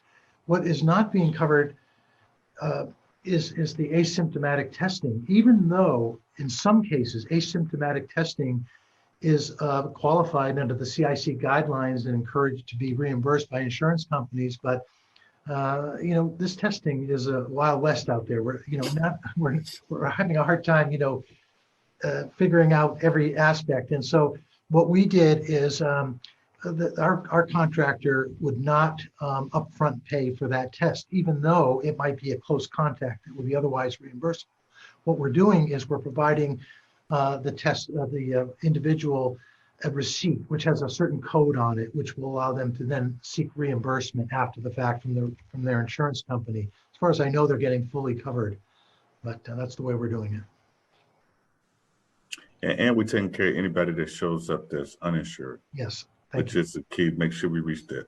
Anybody with health disparities, et cetera. Okay, so any other discussion before we take a vote? Only that this, I know we made a decision a couple weeks back or so, or to make sure that we are covering the cost for people who are uninsured. This, I presume, will continue to help cover those costs. Yeah, that's correct. Although I do want to clarify one thing: if the test is not otherwise covered by insurance, we're not covering the cost for uninsured people. I'm not sure I understand that. Yeah. In other words, if a relatively healthy person walks in and just wants to know whether they're positive or not, and they have, insurance, and they're checking it out for themselves, they don't have any symptoms or whatever, then it's not covered, and it's just called a self-pay, basically. Right? Yeah, exactly. And the exposure for that to happen is just, it's not within the town's means. Okay. Anything else? Okay, I move approval of the proposal to transfer $200,000 from the reserve fund for the town's COVID testing program. All in favor, Ms. Heller? Aye. Ms. Hamilton? Aye. Mr. Fernandez? Aye. Mr. Van Scoyac? Aye. And chair votes aye. Thank you. Thank you. Now, the Wild Tower matter. First, a purchase and sale agreement for the purchase by the town of the west side of the Newberry campus. And, with closing of, I think it's January 7th. Is that correct, Mr. Kleckner? I believe so. Yeah. Yes, that's Jonathan Simpson told me that it would be that it was scheduled for January 7th. Yeah, I did 7th or 8th. I just didn't know the exact date, but we have a 14-day period if we need it beyond January 7th to close. The second item is a revocable license agreement between the town and Wild Tower, whereby Wild Tower would be using parking spaces on the West Campus so that their contractors during construction will be able to park there instead of on the streets around the Newberry College site. So who's gonna, let's see, Jonathan Simpson, are you gonna He's here. walk us Yes. through that? Happy to, Chairman Green, thank you. Jonathan Simpson, Associate Town Council for the town of Brookline. The outline of the two agreements, it pretty much sums up all, hits all the most important points. We have the town has voted both with its referendum on November 3rd, as well as the subsequent town meeting vote to both to finance the acquisition of the west side of the former Newberry College campus and appropriate that funding. We'd already voted at the previous town meeting to give the select board the authority it needs to accept that that real estate when we do purchase the property. So this, this property transaction effectively has two steps. We sign a purchase and sale agreement now, as was contemplated in the memorandum of agreement, and then ultimately close on the property the first week of January. Although, as noted by the board, we were able to negotiate in the purchase and sale for a sort of break in case of emergency extension, if necessary, of 14 days. We very much appreciate Welltower's flexibility here. It was a situation where we have no intention of going past the 7th. All of our ducks are currently in a row, but you just never know. And we did not want to risk giving up the town's right to option to purchase just because of something unforeseen. So we have that flexibility, but like as was already mentioned, we're full steam ahead. We've already we're advertising the property in the Central Register advertising our intention to acquire the property in the state Central Register as is required by law. We've advertised in the tab of our regarding our intention to purchase. So again, we've taken all the necessary steps. So this is just will allow the board to execute the purchase and sale, which will lock in the details. The most important of which represents a small shift from the memorandum of agreement, is we've negotiated the building itself has a few maintenance issues, many of which stem from some vandalism that has occurred, we believe, within the last 6 months or so.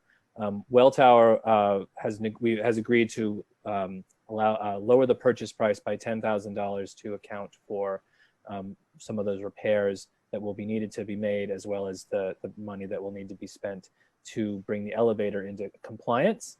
We very much appreciate, again, their flexibility on this point. I would note that with that price reduction, we've gone back to it's a standard term in purchase and sale agreements, but it's especially important here because we are accepting the property as is. They make no warranty as to its fitness for any particular purpose. The town fully intends to use the property in the short term. The building department being being the use that's contemplated on, will be moving in short order. But it is the building department. They have it well in hand as to what needs to be done, and they think that with the price reduction, they'll be able to utilize the building just fine. So that the final piece of that first vote will, of course, be the same way we've been doing a lot of these agreements since we've been meeting virtually, is you'll be delegating authority to sign to Bernard. This, I would appreciate if you have the opportunity, as has been in the case in the past, to nonetheless sign.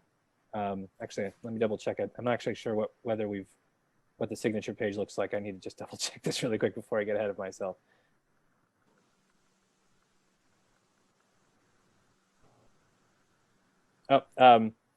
So there's not even a space for the rest of the board to sign. So forget I just said that. So Bernard will be signing on your behalf once you vote to delegate the authority to him. So we'll have a wet signature, which will be allow us to go forward with that.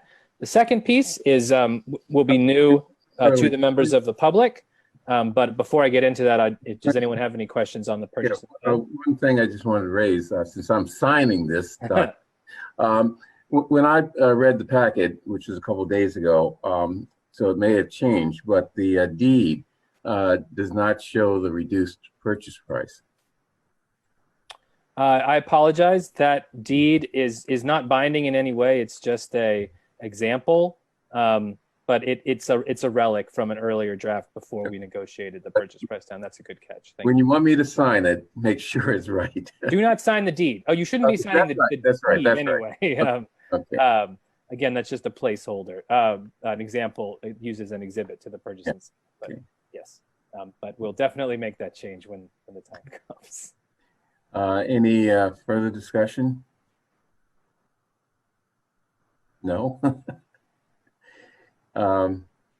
Let's see.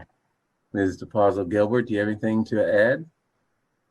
No, just I'm really pleased to be here this evening, and Jonathan and I have been working hard to get these documents in place and ready for the board. And also I have been coordinating with Charlie Simmons to give him all the access he needs to get that building ready so that when it is transferred, town can open the doors and start using it. So thank you. Okay. Mr. Simmons, do you have anything to add? No? Okay. Well, then I move, I'm sorry. He just unmuted himself. Oh, okay. Sorry, yeah. Charlie, did you have anything to add?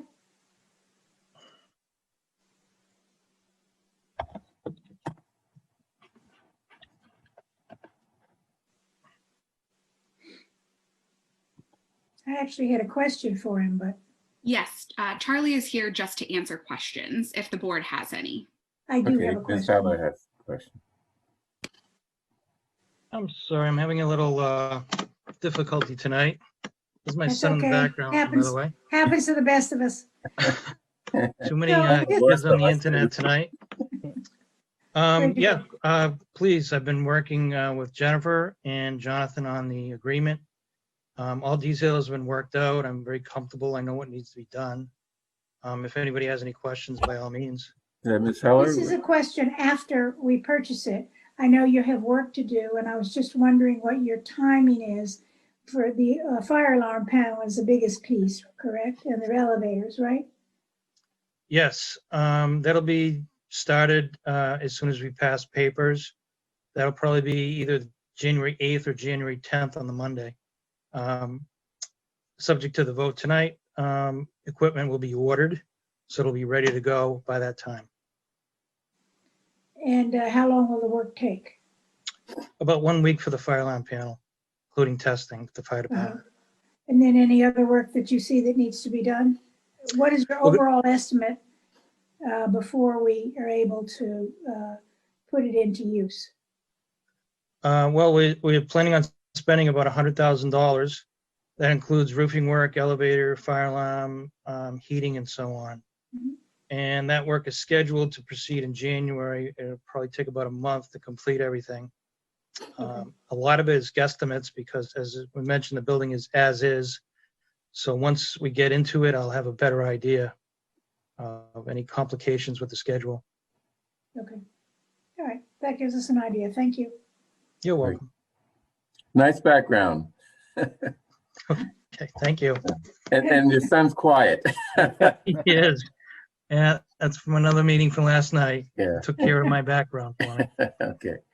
Thank Okay. you. Any other questions or comments? Okay. Then I move approval of execution of the purchase and sale agreement between the town of Brookline and Welltower TRS Holdco LLC for the town's purchase of the west side of the former Newberry College campus, specifically the parcels of land with the buildings and improvements now thereon, located at 124 Fisher Avenue, 146 Hyslop Road. I'm sorry. Okay. Also known as 129 Fisher Avenue, 110 Fisher Avenue, and 150 Fisher Avenue in the town of Brookline, and to delegate authority to the chair to sign on the board's behalf. All in favor, Ms. Heller? Aye. Ms. Hamilton? Aye. Mr. Fernandez? Aye. Mr. Anscoya? Aye. And chair votes aye. Okay, next is the license agreement. Yes. So as again, the the broad strokes that you guys were given earlier are still very, very much true. The contractors who are going to be building the well tower development across the street, across Fisher Ave, would like to use what will now be, in a few weeks, be the town's part of the town's parking lots at the former academic building to park the workers' vehicles. This is their personal vehicles. They allow them to drive virtually on, next to the site, park, go work that day, and then leave at the end of the day. The license is a license only for the hours of 6 a.m. to 5 p.m. per day. I think I got that right. Yeah. And it does not extend to Sundays. So it's really only just while they are there working, they can park their vehicles.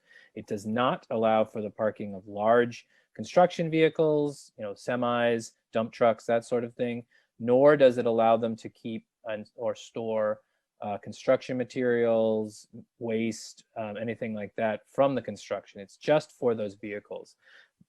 Therefore, we believe that, that use of a parking lot that the town does not have any immediate need for anyway. To the extent the town will need to be parking at those lots, they'll be able to park in other lots adjacent to the building. And they believe there'll be plenty of parking for all of these uses without any conflict. Because of the fact that it's only going to be during the day, that the intensity is such that it's certainly workable around, it won't be affecting the neighborhood unduly. Moreover, it will allow will keep those sewing contractors from having to park on the street just to get to work. So we think it's a win-win. But so we were able to negotiate a price of $5,000 a month, effectively renting these parking spaces for the 3-year term that they estimate they'll be needing to build a project on the east side. Some of the important terms that came up and were negotiated, the well tower or its agents will be responsible for all snow removal for that lot. The town will not have to plow it to keep it available to them to the extent they're going to be working in the snowy months, assuming we're ever going to have any snowy months again. And they have to pile that snow on the lots that they have the license for. They can't push the snow onto our lots or onto the park or anything like that. There's a small detail. The lots that they'll be using do include the spaces for disabled persons to access the former academic building that the town will own. Their license will exclude those spaces, so that whoever there's a town employee or a visitor that needs to use those spaces, they'll still get to. Well Towers employees are not allowed to park in them. The town certainly does not believes this is in the best interest of not just the town but the neighborhood in particular, but is certainly wants to secure the ability to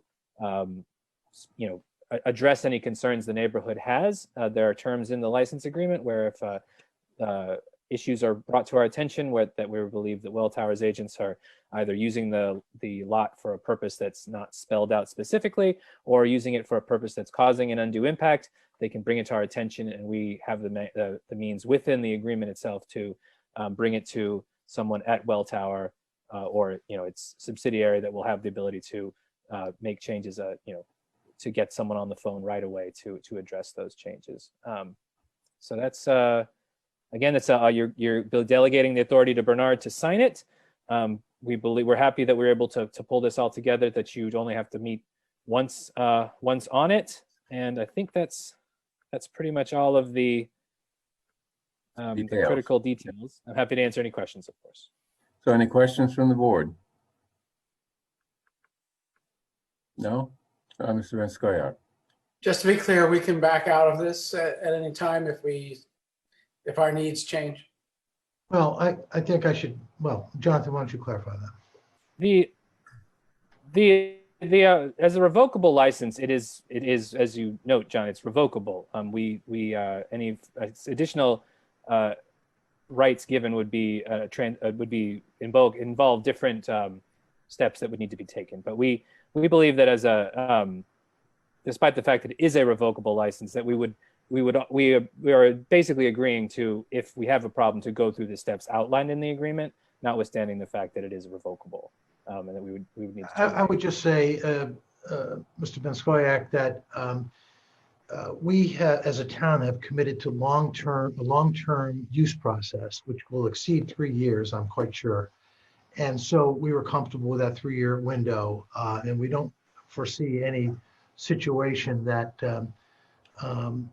would change that. We do expect to use the building, and we believe we have sufficient parking for the contemplated short to medium term uses.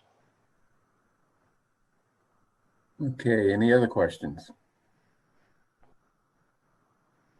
Okay, then I move approval to execute the revocable license agreement between the town of Brookline and Welltower Inc. to allow the use of certain parking lots on the west side of the former Newberry College campus by Welltower Inc. for the personal vehicles of its workers during the construction of the senior housing development located at 123 through 133 Fisher Avenue, sometimes referred to as BAL 4 at Brookline, and to delegate authority to the chair to sign on the board's behalf, contingent on the acquisition of the west side of the former Newberry College campus by the town. All in favor, Ms. Heller? That's an aye. You're muted, but I Yes, read your aye. lips. Ms. Heller, Ms. Hamilton, I'm sorry. Aye. Mr. Fernandez, Aye. Mr. Vanskoya, Aye. and chair votes aye. Thank you. Thank you very much, everybody. Okay. Next, following candidates for appointment, reappointment to boards and commissions will appear for an interview.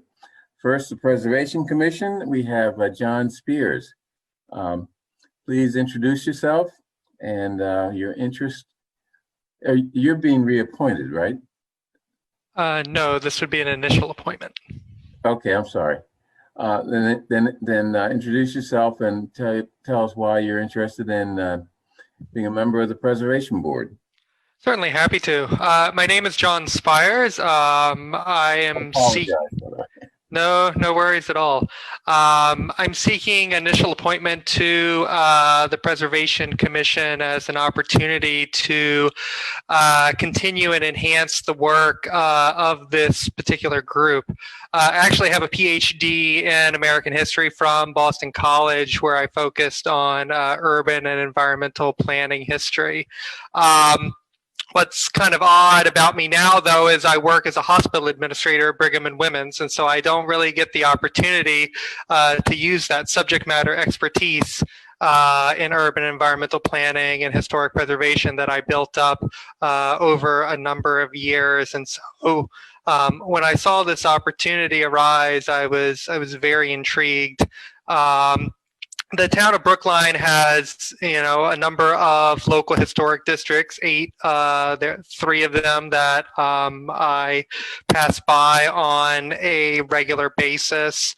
And I think, particularly now when many of us are indoors and, struggle to get outdoors at times, our historic resources are a valuable opportunity for our residents to be able to appreciate something that we have, in our town. And so I'd welcome the opportunity to join the Preservation Commission. I am familiar with what its general rules and regulations are, as well as the general design guidelines that the Preservation Commission and the planning staff looks to achieve within the historic districts. So thank you for this opportunity to be considered. Okay, thank you. Any questions from the board? Flesh out more about him and his interest in Preservation Commission, and particularly how he's going to use his history major from the wonderful school, Boston College, to assist the town. Mr. Vanskoya. Yes, thank you for John for showing this interest and for bringing your expertise to the table. I just am going to ask you to help some folks who may be watching and who may sometimes wonder what is the importance of preserving properties in the town. And that, to you and me, that may sound like a, well, isn't it obvious question? But the fact is, we're facing right now a proposal for extension of the Lawrence Historic District. And I happen to have gotten involved in some discussion on social media of this whole question. And I was kind of surprised that there were people who said, what is really the point of saving these particular, designating some sort of special status for these particular, these happen to be, houses in a neighborhood. And I sort of felt like, don't they speak for themselves? When you look at what you're seeing in these particular structures and in the way they sort of fit together in this particular neighborhood, isn't it obvious? But some people don't kind of immediately get it. So help them get it. Sure. I mean, I think there are a couple of things to consider. I mean, there's always this competition between things like historic preservation, environmental protection on the one hand, and economic development on the other. And people who would say, well, if someone's gonna let this particular property kind of go by the wayside, why don't we just let there be some other form of economic development? And I think that there are a number of problems with that. I mean, one of the things that I very much appreciate now is that, yes, we face budget crises and other kinds of things, but if we think about now what's getting us through our current pandemic, it's the rich kind of cultural resources and literary resources and the local assets that we have available. I mean, these resources, many people think of them, oh well, that's someone's house, right? I don't derive any particular benefit from that, but you do, right? I mean, there is an opportunity to appreciate these particular landscapes, the stories that they reveal about us and kind of where we come from. There are plenty of opportunities for us to enrich in our opportunities to interpret these particular landscapes, so that we don't just have to envision them as the houses of white affluent people of the past, but that we can deepen our commitment to understand these particular homes and other places. And so, I think from, my perspective as well, being able to educate our community, is certainly important. And for me, I think that's a good opportunity for us. Thank you, John. Yeah. Any other questions? Ms. Heller? Thank you, John, for applying for a Preservation Commission. And I'm glad to see we have, some interest in it. I'm wondering what you think of I'll say it's tension or accommodations we need to make, or should we make, for sustainable features, for instance, solar roofs or solar panels on the roof, or double pane windows, or I'm wondering what you think about that and how we should modify our guidelines to meet those things or not. Yeah, I think that's a great question. From my perspective, I think if there's an opportunity for us to, support environmental sustainability, and that's a way for us to be able to support the continued existence of, these historic resources, then I think that's certainly great. I know that there are a number of guidelines about the preservation of windows and how we think through that, and solar roofs and that sort of thing. But, at the end of the day, I do believe that that there is viable technology that we can use to support environmental sustainability in a way that is not too impactful, and to be able to do that through a review process that allows us to look closely at what the impact on a building would be, and just to ensure that that impact wouldn't have a detrimental effect. So, but I think that's a good area for the commission to continue to do its work and to actually bring together historic and environmental preservation. So, Thank you. Okay, any other questions? Okay, Mr. Spires, thank you. The select board will be appointing members to the Preservation Commission and other boards at a future date, and we will let you know. Thank you. Great, thank you for your time. Okay, next is Economic Development Advisory Board, and we have Sandy Silk. Ms. Silk, please introduce yourself and explain.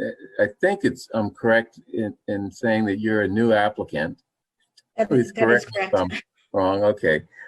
Please introduce yourself and tell us why you're interested in the EDAB. Thank you.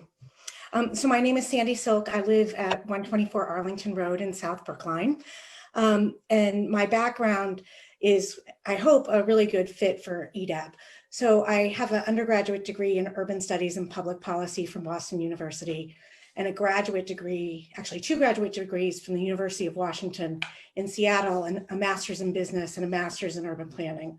So my education has really focused on the intersection between planning and development and economic development itself. So finding projects that are feasible and viable, right? And also transformative for, in a positive way for communities. I'm a mixed-use multifamily developer by day, focused on doing transformative projects in communities around the Commonwealth. My favorite projects are those that really promote economic diversity and economic growth in the communities that they're in, and really kind of partner with the host communities. So I bring a developer's lens and would bring that skill set to the EDAB. I have deep professional experience across multiple communities, and I think that kind of having seen how different communities address economic development and planning related issues could be, again, a helpful lens. I haven't previously been involved in town government in Brookline. Previously, I was chair of a neighborhood association when I lived in the South End several years ago. But I've been very engaged with the real estate industry and a variety of organizations in the real estate industry. So have a lot of deep relationships there as well. I think a couple of other things that are helpful about me and my background is I started out my career at the state, what's now DCR, but back in the day was the Department of Environmental Management, working in the Office of Historic Resources there. And so I also have that understanding of how things get done through the state government level, but also, kind of in follow-up to Mr. Spears, who preceded me. Brookline is a community that has a wealth of historic context and a long and diverse history in terms of its built form. And so we don't want to lose that as we continue to grow, but I think we need to figure out ways to promote growth economically and kind of how to deal with that growth and plan for it in a way that is additive and not detractive. So it's a balancing the old with the new, but also creating the opportunity for some of that growth to help us remain fiscally sound, viable, and fiscally sustainable into the future. Okay, thank you. Ms. Heller.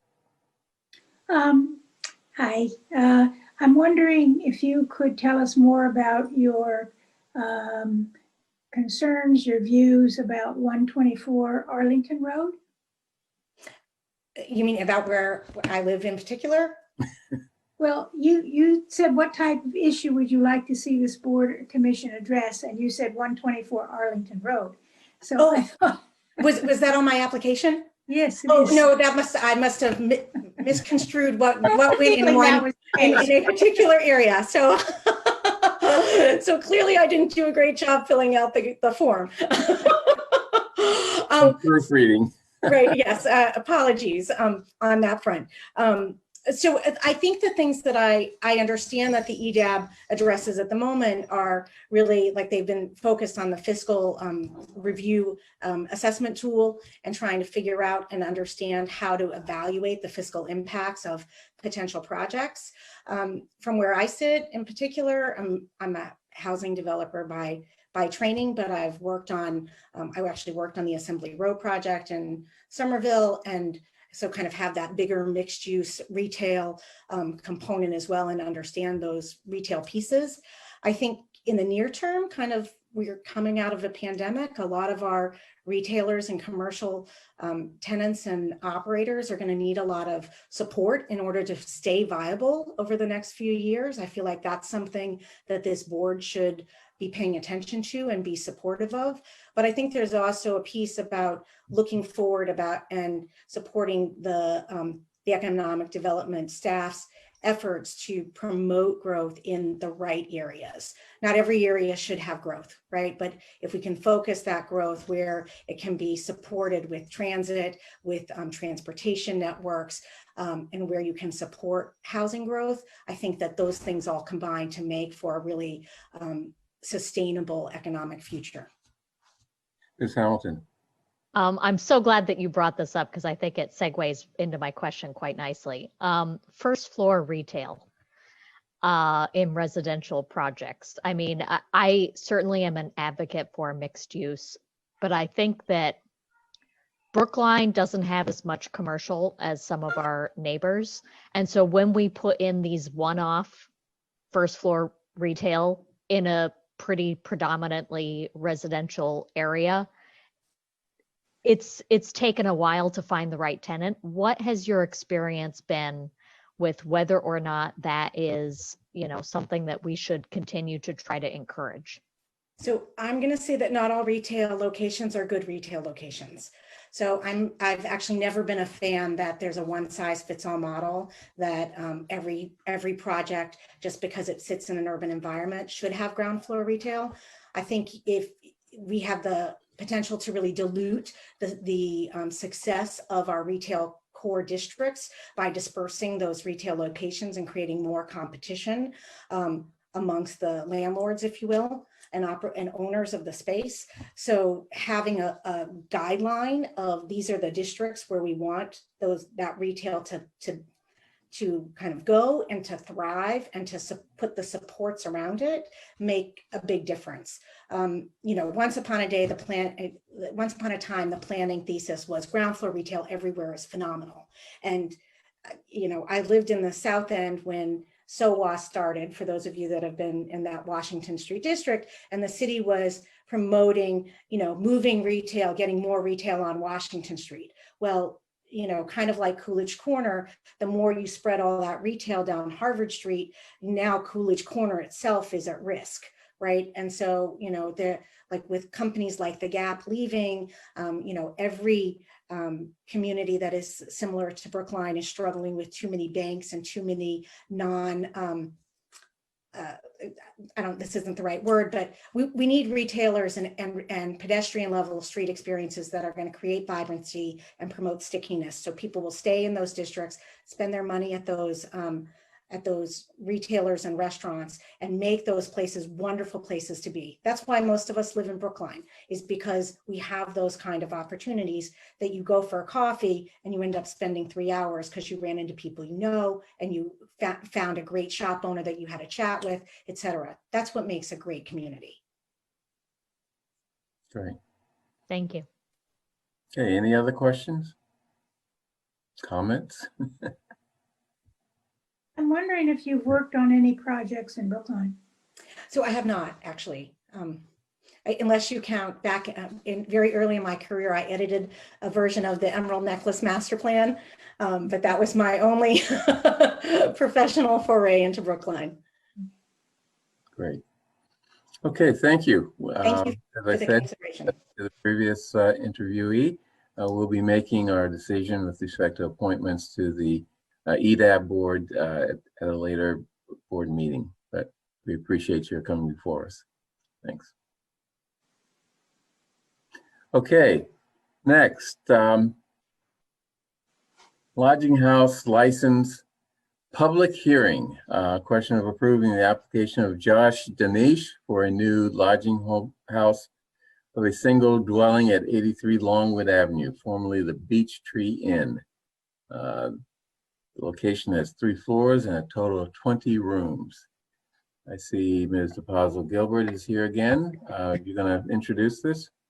I am. I'd like to introduce this. It's my pleasure to introduce this. So with me here this evening is Josh Dinesh, who will be both the owner of the property and the resident agent. And we also have on with us Dia Damali, who is going to assist with operations.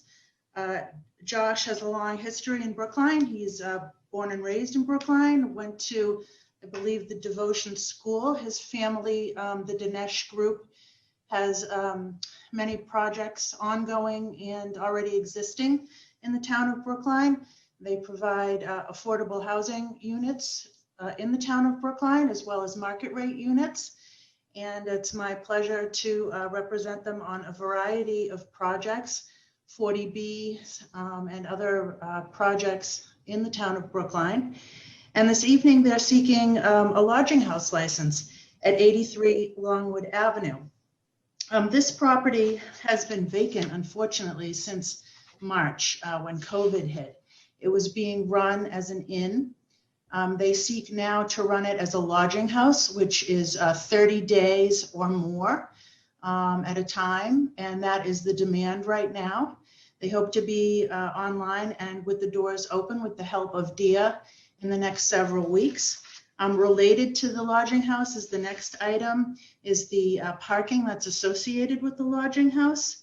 I know that you have the reports, favorable reports from police, building, and fire. Unfortunately, the health department has been, as I understand it, swamped with COVID matters, so they haven't had the opportunity to review many of these license applications. So the hope is that the vote tonight could be subject to the final sign off by the health department.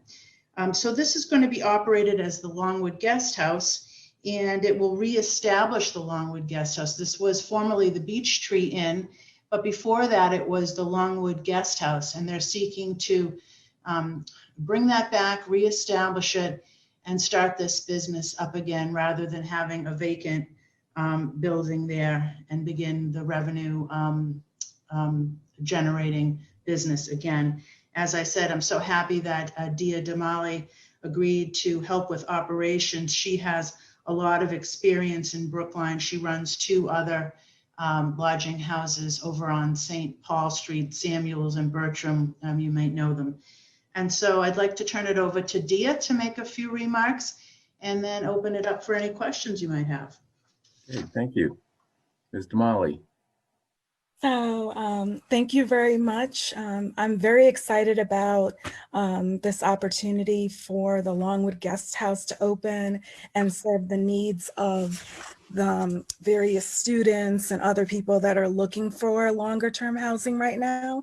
One of the things that I am involved with this is really making sure this operation is safe and it provides a healthy environment for everybody that's going to be staying there.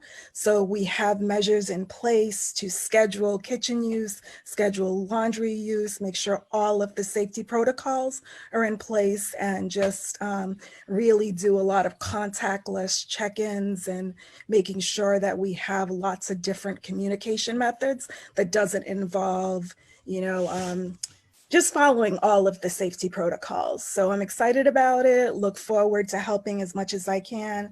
We are doing some of the same things at the other 2 that I am involved with, and I'm happy to answer any questions.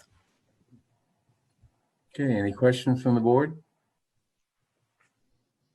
Tell me again, what are the other 2 lodging houses you're involved with?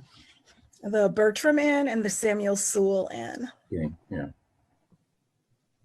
I have a question. Ms. Heller? I didn't understand your fee schedule. You circled the number 1 to 19. Well, I didn't, there are two different numbers here. I'm confused as to.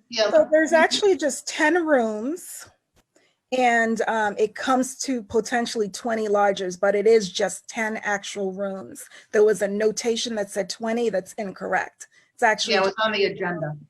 The agenda said 20 rooms, and it's actually 10 rooms with a Okay, max. so that clarifies some things. Yes. And do you charge by the week or the month, or how do you do that? By the month. And what is the charge for the month? It ranges from $1,100 to $1,400 a month. So it's a relatively economical way of somebody coming to stay in Brookline. And is there a time limit on how long they can stay? No. I mean, we're not planning right now, like we're working with anyone that would be looking at a year, but the minimum is like a month, and then, people are going to do 3, 6, 9. It all really depends. We're open to what the demand is. And so there's a community kitchen and other community facilities? Yes. So, and they're all will be scheduled. What I've been doing is getting people's schedules and then working out like when they can use it, again, so that there's limited people in the kitchen at a particular time, and also like specific cabinets designated to each resident, all sorts of things that just allow for people not to be in the same area, utilizing the community spaces less, doing more texting, video chatting, just like communicating about needs, being able to leave things where people can get them, but not have a lot of, person-to-person interaction right now. Just try to keep everyone as safe as possible. So are there television facilities in one place, or are they in different rooms? Every room has its own TV. Okay. And most of these, like, I think have private bathrooms. So it's just the kitchen and the laundry room are primarily the places that are being shared. Okay. And they eat in their own space? That's what most people do. So that's what we haven't reopened this yet, but that's what I've found where I am, is that people are trying to follow the protocols. So there is more and more of that, like eating in their own spaces, not really, even though spaces have community spaces, they're not using them right now. Like the dining room, the different places. And if they are, it's just like 1 or 2 people, doing safe distancing. Okay. Okay, any other questions? Ms. Hamilton. Well, it's not so much a question, just more of a disclosure. So I live at 75 Longwood, and I actually rent a space around the back at this property. And I've really enjoyed being in a butter to the Beech Tree Inn. So I'm familiar with at least their operations, and I'm really pleased to see that there is a plan for this property to remain. Good. So this is Mr. Vanskoya. Yeah, I just want to draw a distinction here. We are also going to look at the parking area as a separate question. Is that correct? Correct, in a separate hearing. Yeah, because I do know that there are maybe 1 or 2 people here who are interested in that part of things. So I'm just letting them know that if we don't discuss that right now, it doesn't mean that's the end of it, that we are going to get next to the parking. I also am aware that several people have asked that their questions be addressed through the chair. Devin has those. See it. Yeah. Okay. Thank you. All right. That's all. Yeah. I take it, is there any reason why we can't combine the 2 hearings? Mr. Kleckner? I'm not sure, is the next one a hearing, but you can do whatever you want. Yeah. I have no objection to combining the hearings as long as there's 2 separate votes, but Yeah. I have no objection to that. Okay, let's, this is a hearing both for the lodging house license as well as the open air parking license. So let's open the hearing. And to start off, there is a statement that someone wants me to read, and let me see if I can get it. Elizabeth Tate.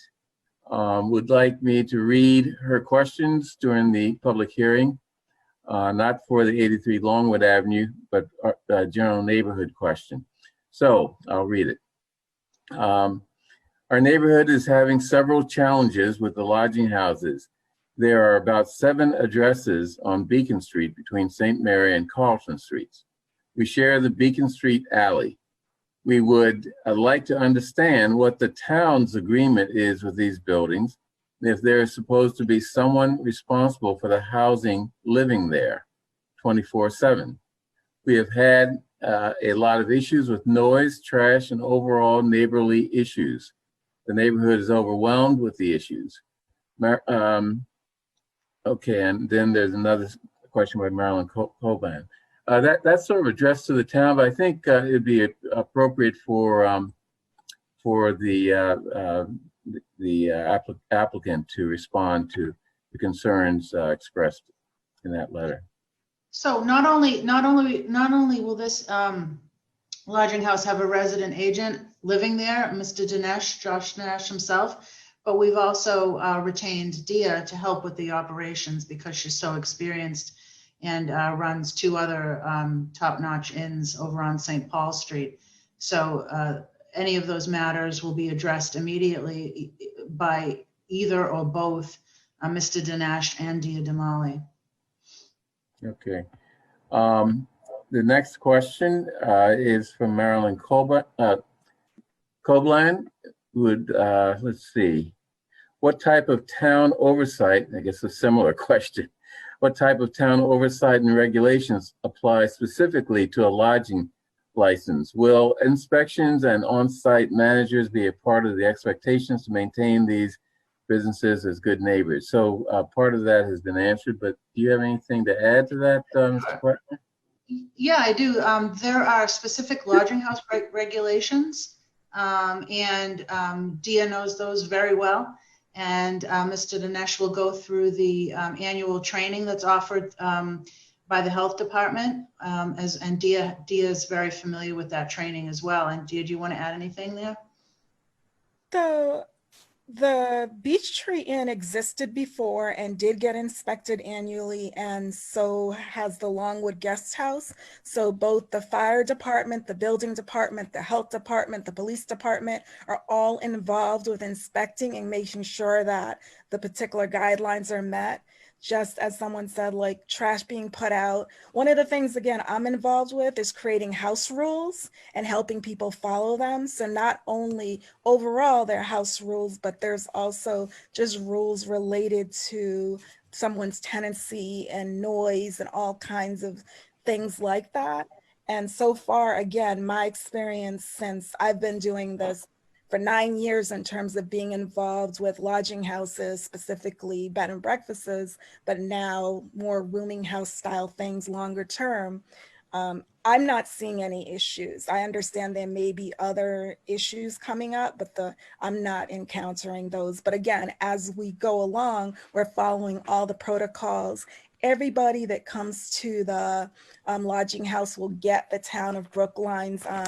There's a paperwork on emergency operations, different things that are just in place to make sure that everyone's on the same page, everyone's staying safe, garbage is being put out regularly, things are being sanitized.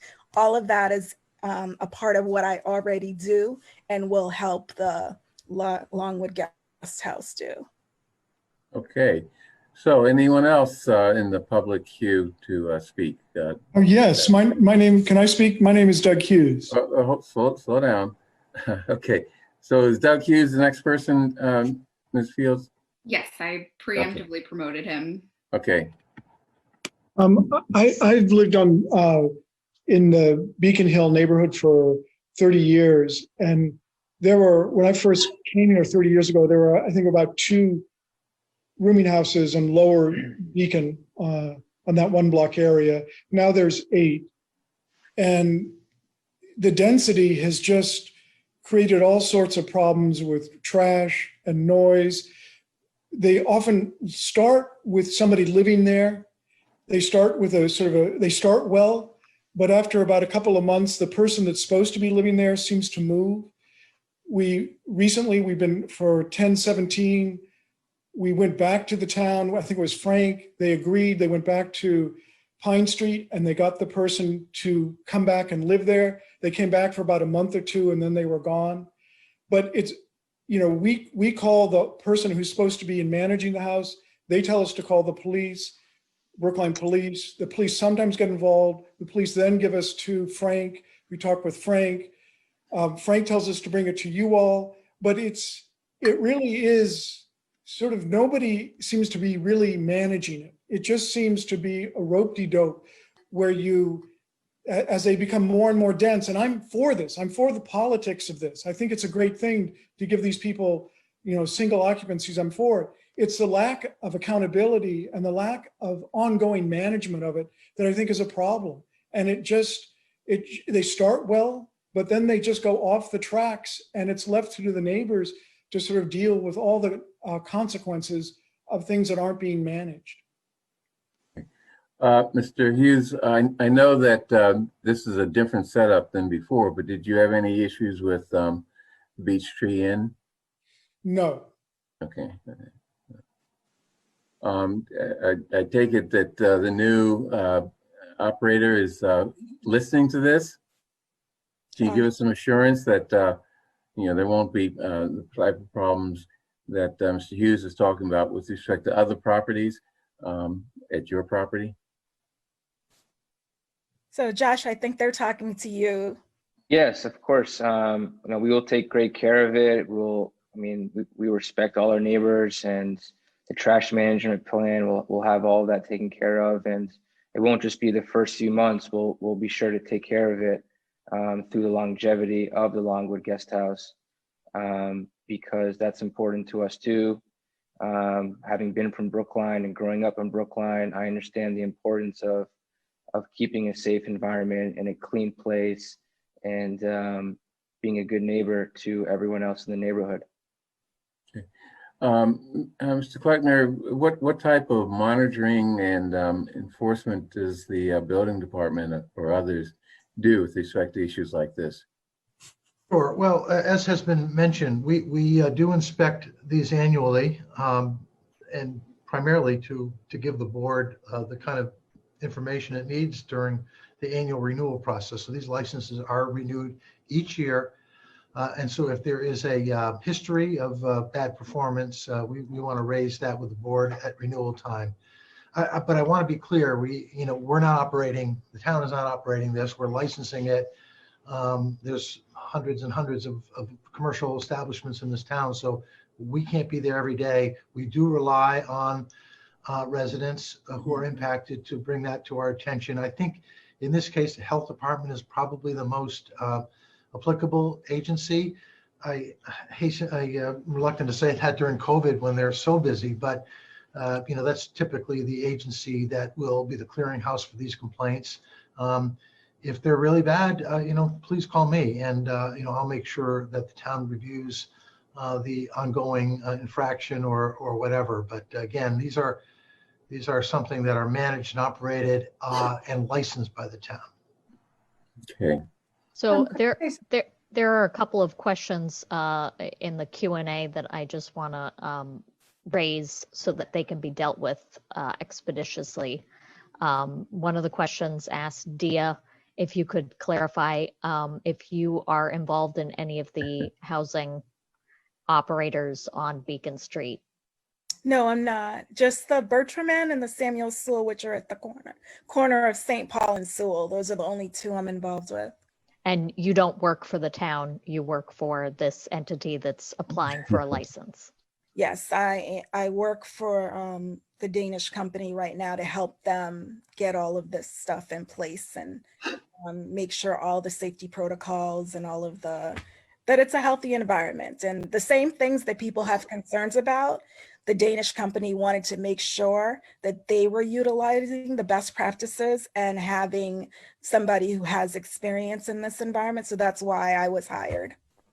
And I'll just add to that, Ms. Hamilton, that this we're going to be back every year for renewal while it's operated as this lodging house. And when we come back every year, we don't want to have any complaints.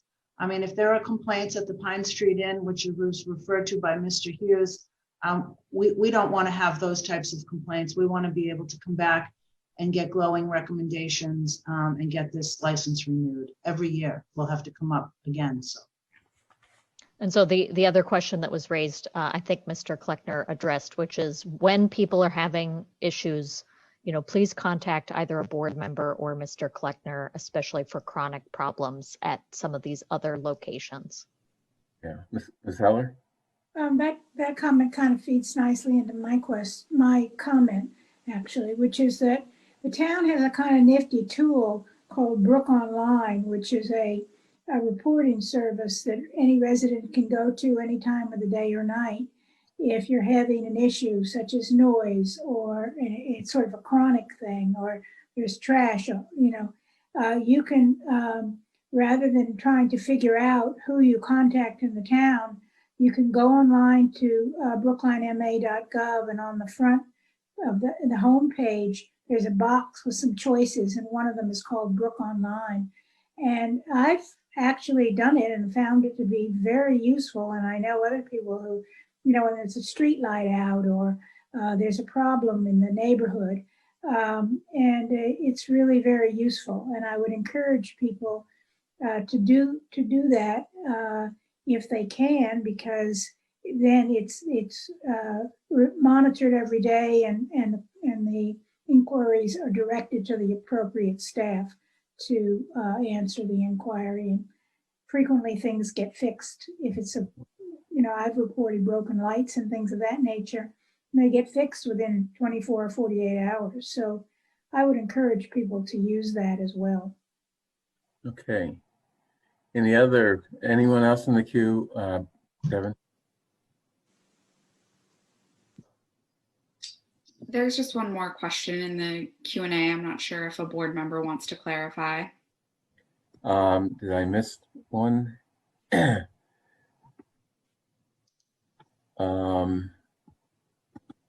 I think it says, can the public participate in the lodging meeting for renewal? Well, that's exactly what this is, which is a public hearing about the renewal. And no, this is not the renewal. And this is not the renewal. This is the initial application. But later tonight, but it will be renewed in a year, and there will, yes, we do have regular public hearings on these things. well, and some of the properties that I think people are complaining about are up later in this meeting. Okay, so So stay around. Okay, any other comments from the public? Mr. Chair, there was You're not the public, you're the board member, but speak.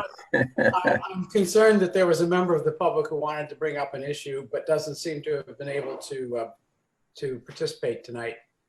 She did send us an email, and I'm just going to summarize it as best I can. This is Marsha Lapson who wrote us, and would be very grateful if, given the license for the parking area associated with this inn, if the owner could arrange to restore, and I don't mean historically restore, I just mean, put back in place some kind of fencing that would shield the neighboring property from the headlights of cars coming in at night and parking. And that's become quite a distraction apparently, but it was resolved previously by there being a fencing material that blocked the light from interfering with the comfort of the neighbors at night. That's the first we've heard of that, Mr. Van Scoik, but we'll certainly take a look at that. Yeah, that seems to be an easy fix of something that actually is pretty important. Yeah, we'll take a look at that. If you want to forward me the email that she sent to the board, I will. Yeah, we'll take a look at that. Absolutely. Gladly. Yeah. Okay, Ms. Howard? Sorry, we're still in the public hearing. Yeah. Marcia Lapson has been promoted to a panelist. I believe she wanted to make some follow-up comments. Okay.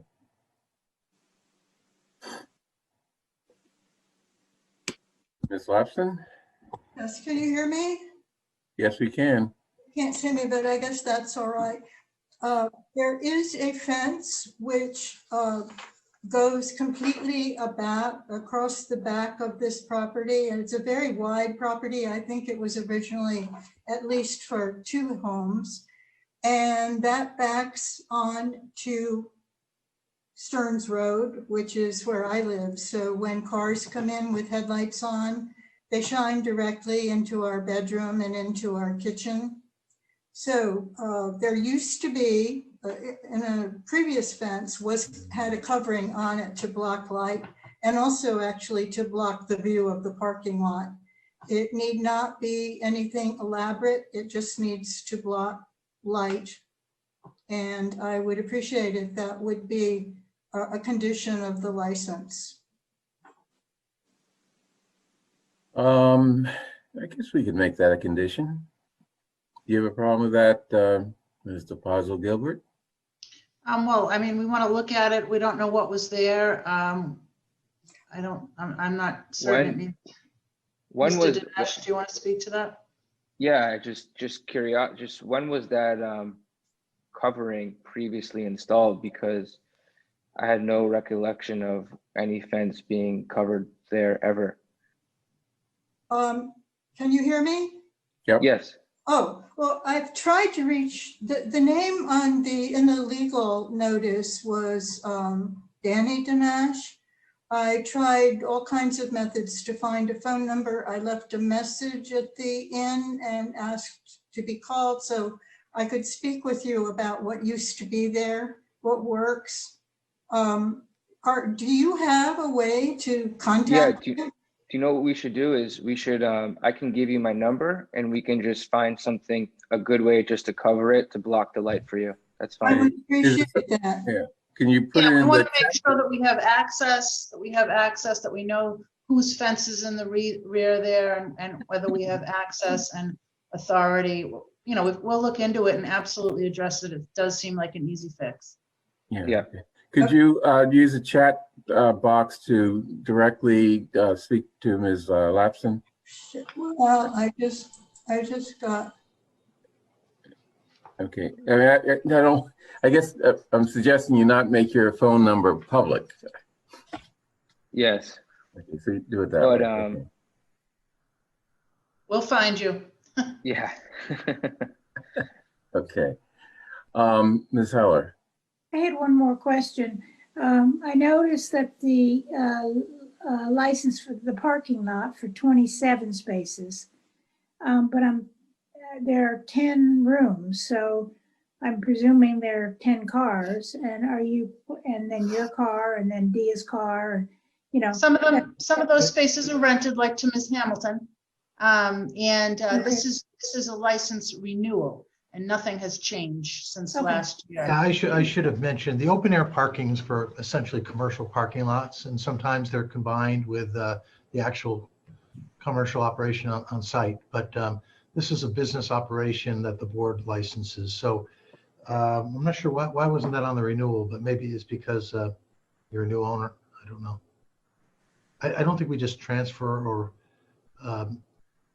when there's a new owner, we relicense both the inn as well as the open air parking, I assume. It's listed. It's just it's listed second. I see. Thank you. Yeah. Okay. Okay. Any other public comments, Ms. Fields? Not at this time. Okay. So let's close the public hearing. Any further questions or comments from the board? Ms. Hamilton. So I will be abstaining only because I am a direct abutter, and so I'll be watching. And I also am a customer, so I don't think that it's right for me in this one specific instance to vote. Okay, so I'd like to move approval of first the lodging house license, subject to the health department giving approval. Once it's able to do that. And I think that's the only condition for that. All in favor, Ms. Heller? Aye. Ms. Hamilton? Abstain. Mr. Fernandez? Aye. Mr. Renskoya? Aye. And chair votes aye. Okay, next, move approval of the application of Josh Danish for an open air parking license at 83 Longwood, formerly the Breach Tree Inn, subject to the correction or the installation of a barrier to prevent cars, headlights shining into adjacent properties. Is that a sufficient way of putting it? Okay. All in favor, Ms. Heller? Aye. Ms. Hamilton? Abstain.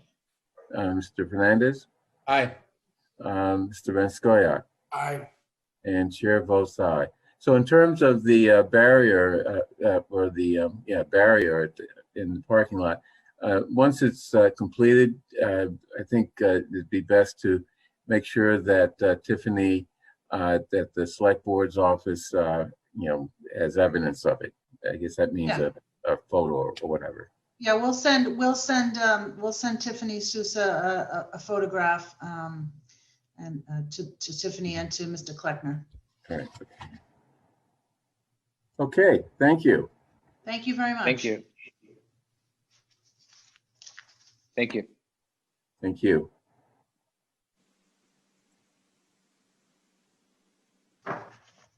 Okay, next, new hotel and entertainment license, also a public hearing. Question to approve the application for Claremont Brookline Avenue LLC, doing business as Hilton Garden Inn for an in-holder license at 700 Brookline Avenue. Seeks approval for the operation of a 174-room hotel at 700 Brookline Avenue. And also here we have the question to approve the application for Claremont Brookline for an entertainment license consisting of taped music, live music to be scheduled, television, and certain private scheduled events.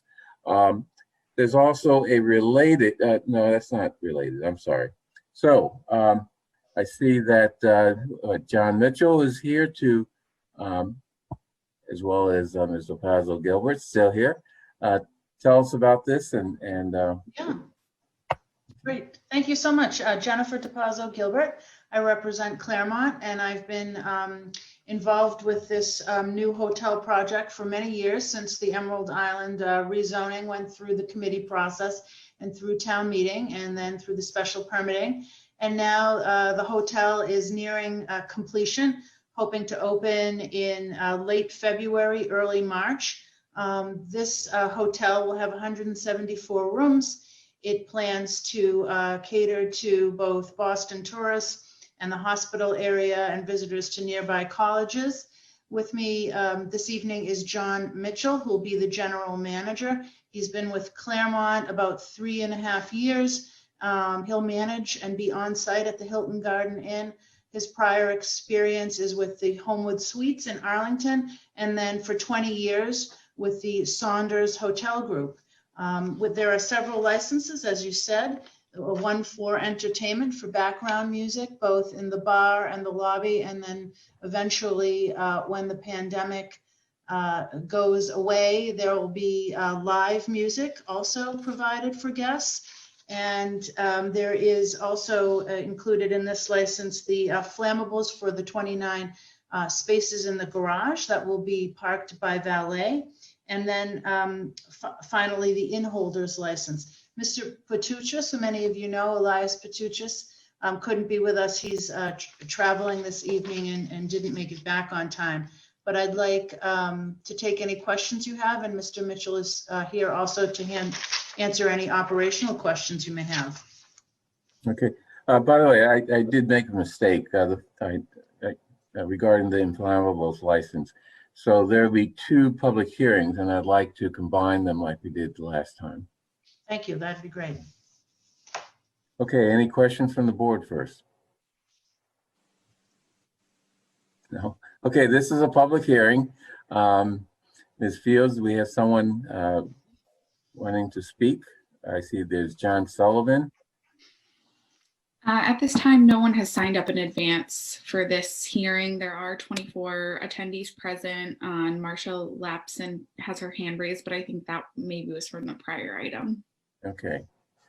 What about John Sullivan? Is he associated with the hotel, or? It's Chief. He's here for the inflammables. I'm sorry, inflammables. It's our fire chief. Right. Oh, I'm sorry. That John Sullivan. That's the one. Okay, sorry. You should rename yourself Chief Sullivan. At any rate, okay. So we have no public comments on this. Any further discussion from the board? No? Okay. Well, let's move on. I just have to say, Mr. Chair, this is the huge day for Brookline. This is a project that's been coming for a long time. It's really has revitalized the village along with other important public and private projects. And it's just remarkable seeing the village been transformed as it has been over the last couple of years. And we're very proud to have such a great hotel in our community. Yeah, yeah. Thank you. We're looking forward to it. And you'll be opening around February, or you can have a coffee shop or someplace or something like that that I can Eventually, come down to. When we open, hopefully late February, early March, very limited food and beverage to open. We're hoping once the vaccines kick in and things start getting back to normal, we'll be doing full breakfast and a full dinner in our restaurant. Hopefully by the time we get to May, we'll be at that point. Great, great. Looking forward to it. Okay, seeing no further, Mr. Renskoyak. Yeah, well, I'm just going to follow up on what Mel Kleckner said.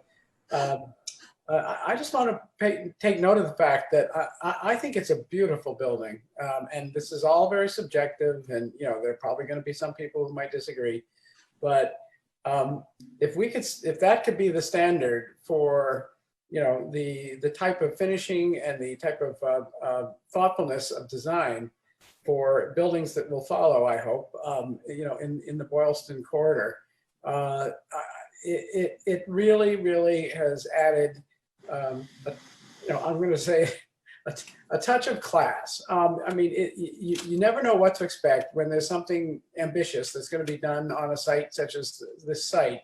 But to see the finished product in this case, it just feels like people did everything right in terms of the fit, the look, the appearance, and the execution. So I think that's worth noting. I feel good every time I drive by it and realize that we have a building of that kind of distinction in Brookline, at the entrance to Brookline. It's great. Thank you. Appreciate that. It was a long process, and it speaks loudly to the town's design advisory team process. You want to tell us how long a process it was? I think people need to know this. These things don't happen overnight. No, it took years. It took years to get from point A to point B. Yeah.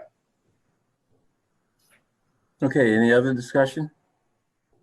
Okay, first, I move approval of the application for Claremont Brookline Avenue doing business as Hilton Garden Inn for an in-hotel license at 700 Brookline Avenue, including operation of a 174-room hotel. Let's vote on that first. I move approval. All in favor, Ms. Heller? Aye. Ms. Hamilton? Aye. Ms. Fernandez? Aye. Mr. Renskoyak? Aye. Chair votes aye. Next, question to approve the application for Claremont Brookline Avenue LLC doing business as Hilton Garden Inn for an entertainment license. Entertainment will consist of taped music, live music to be scheduled, televisions, and certain private scheduled events. Except for the Brook House, which is sort of across the street, there's no residential housing nearby, so I don't think there are any issues with the entertainment license. So I move approval of that. All in favor, Ms. Heller? Aye. Ms. Hamilton? Aye. Ms. Fernandez? Aye. Renskoyak? Aye. And chair votes aye.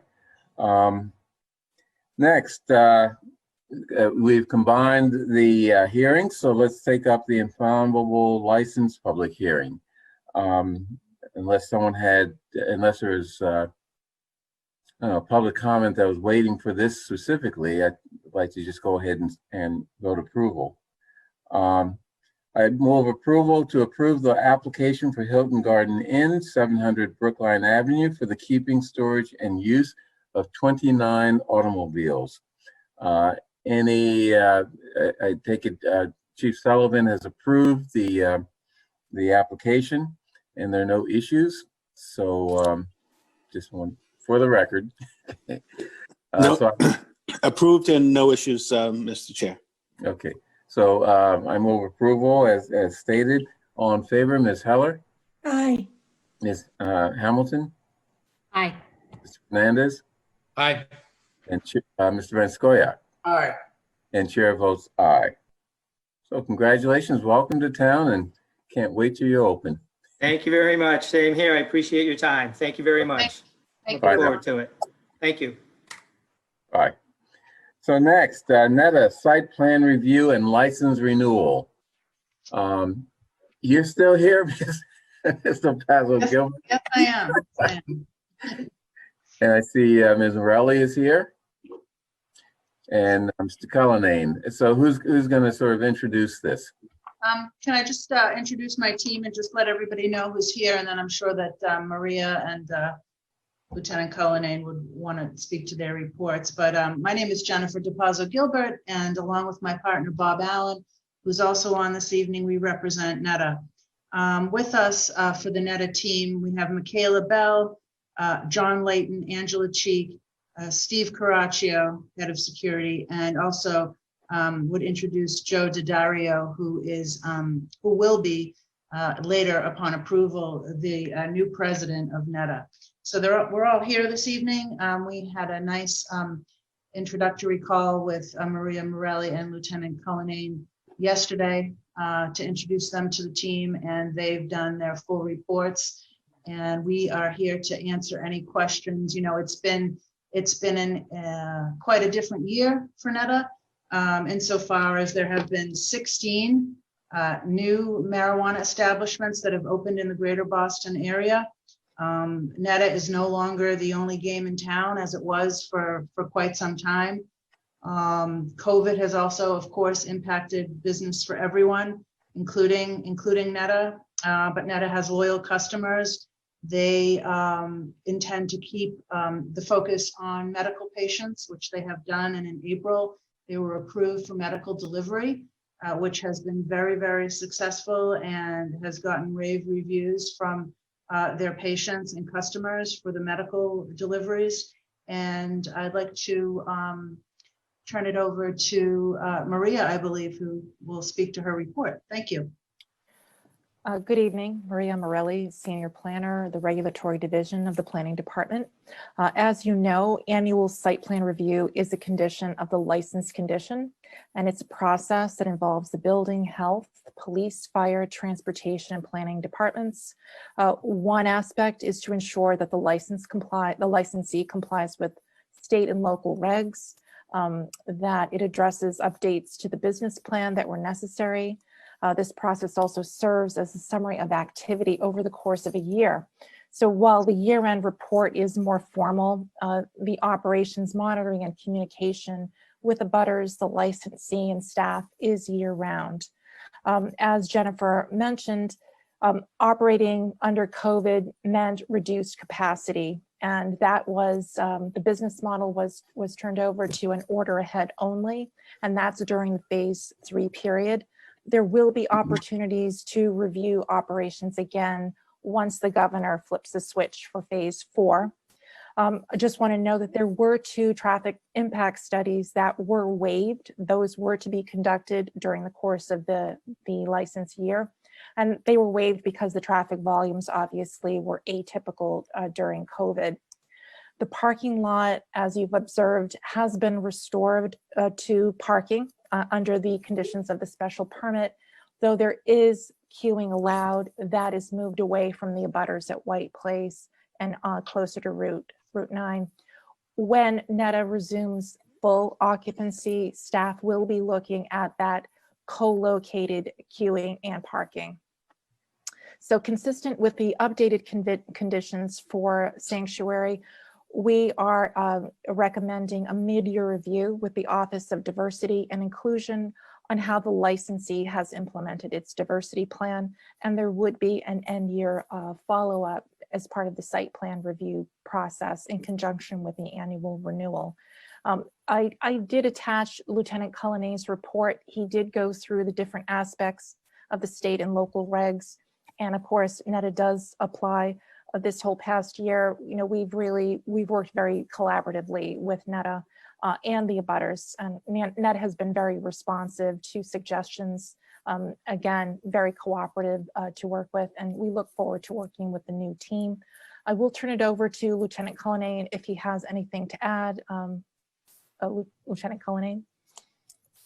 Thank you, Maria, and good evening, Chairman and Board of Selectmen, Select Board, excuse me. I've worked very closely with Stephen Caracho. He's the Director of Security at NETA. As you know, we had some problems in January and February. We were working very successfully to correct those problems, and then COVID hit. So since the pandemic, things have been very quiet because of the reduced ordering ahead and the reduced amount of customers they're allowed to receive. I haven't had any citizen complaints, neighbor complaints about NETA recently. I did speak with Ms. Anna Otero. She lives in White Place, and she was one of the, she's on the mitigation committee, and she was one of the my points of contact during the height of the problems.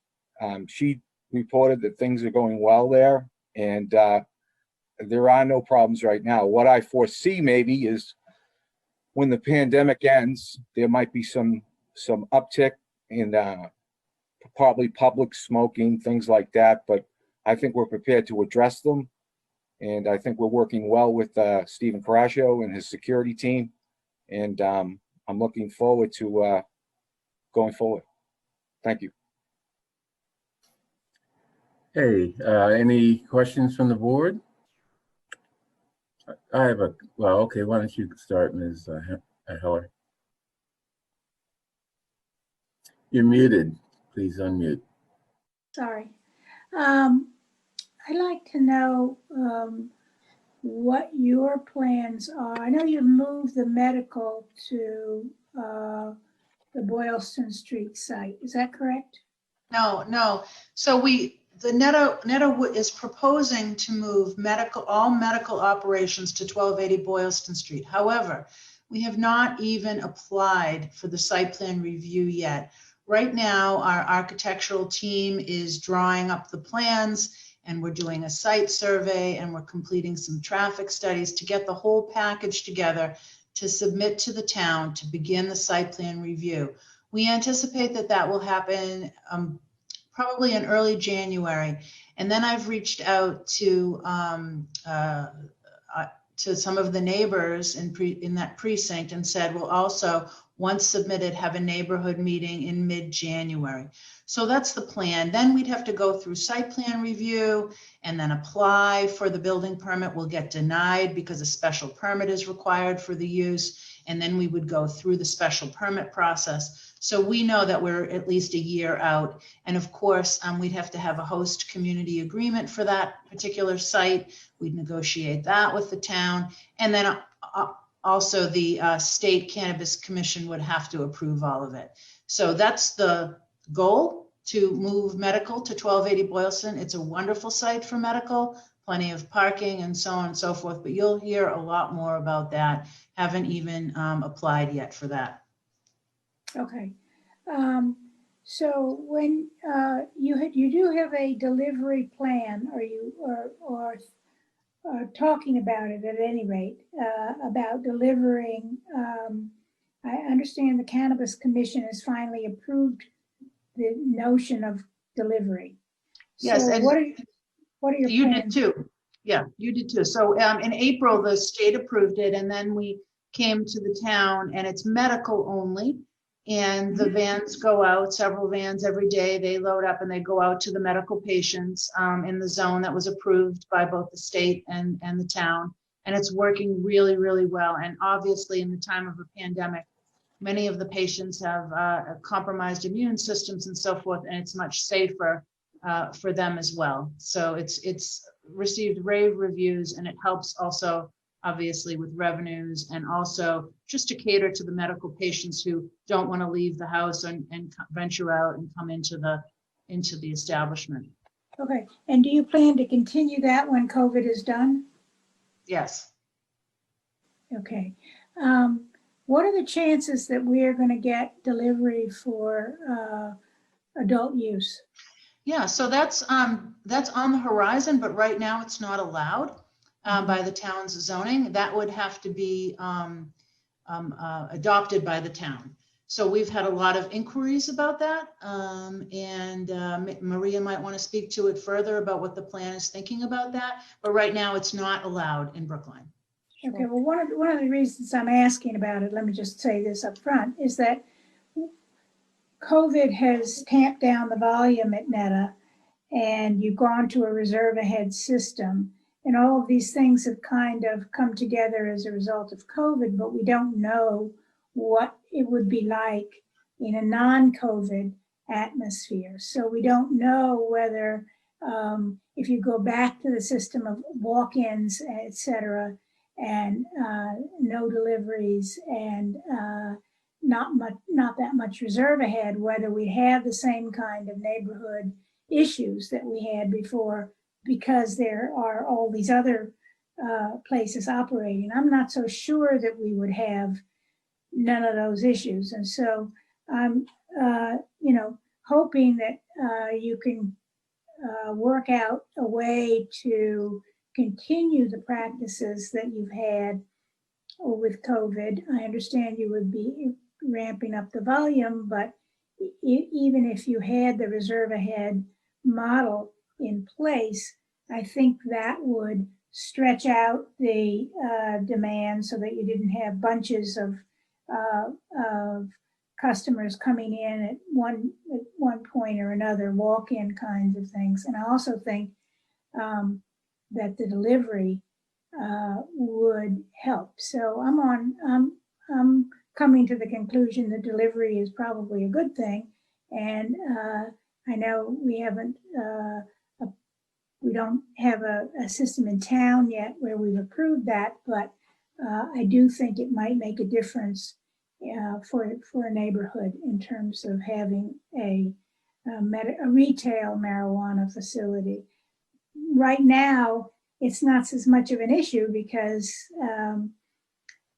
you have the volume has been tamped down, although it might be a good way to keep people at home and not coming out during COVID as well. So I know Maria is anxious to say something.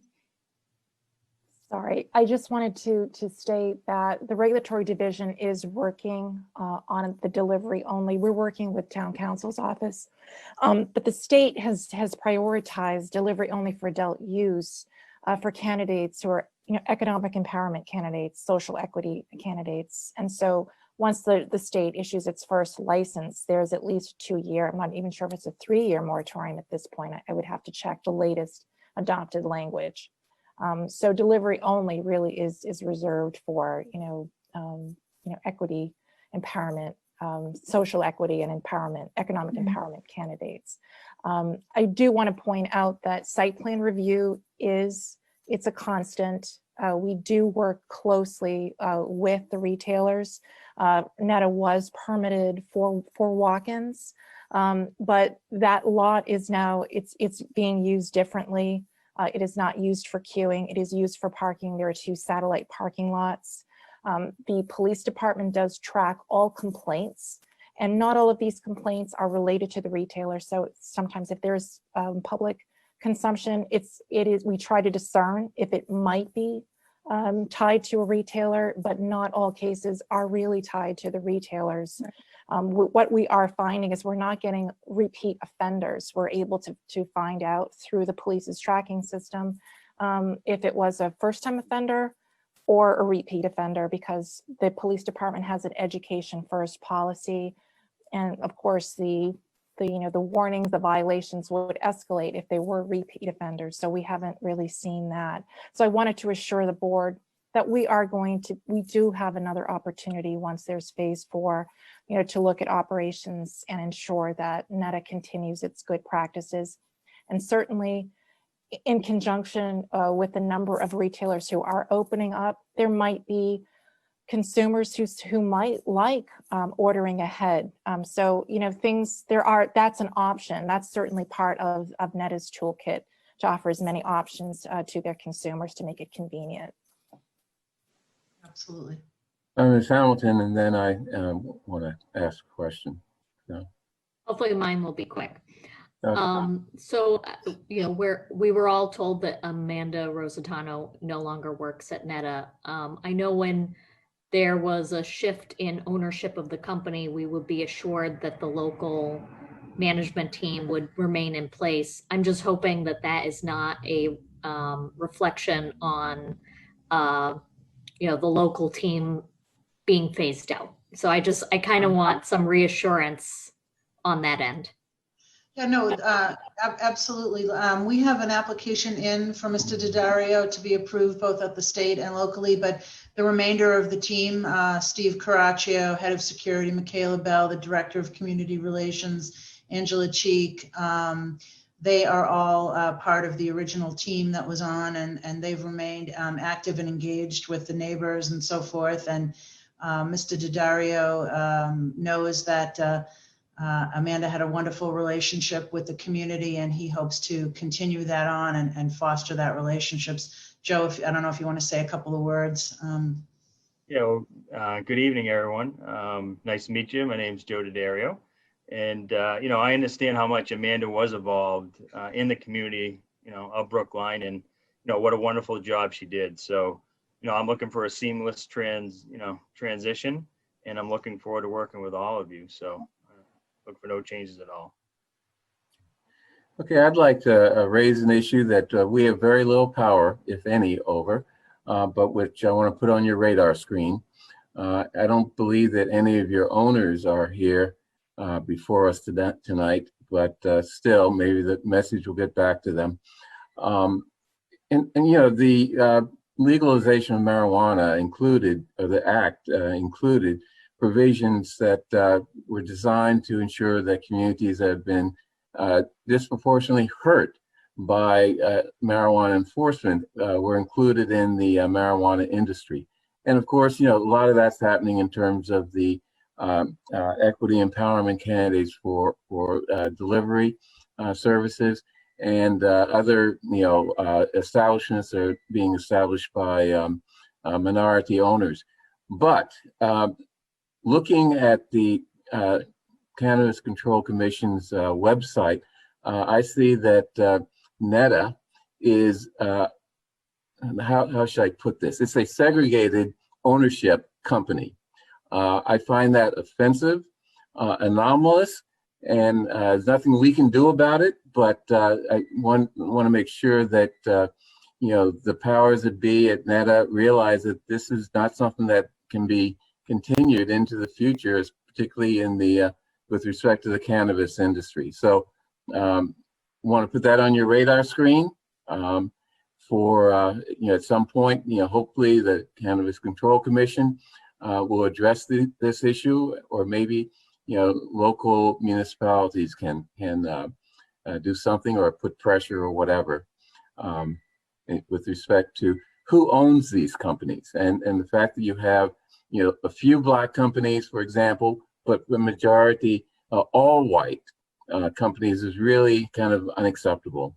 That's my soapbox, but something that you're gonna have to deal with at some point in the future.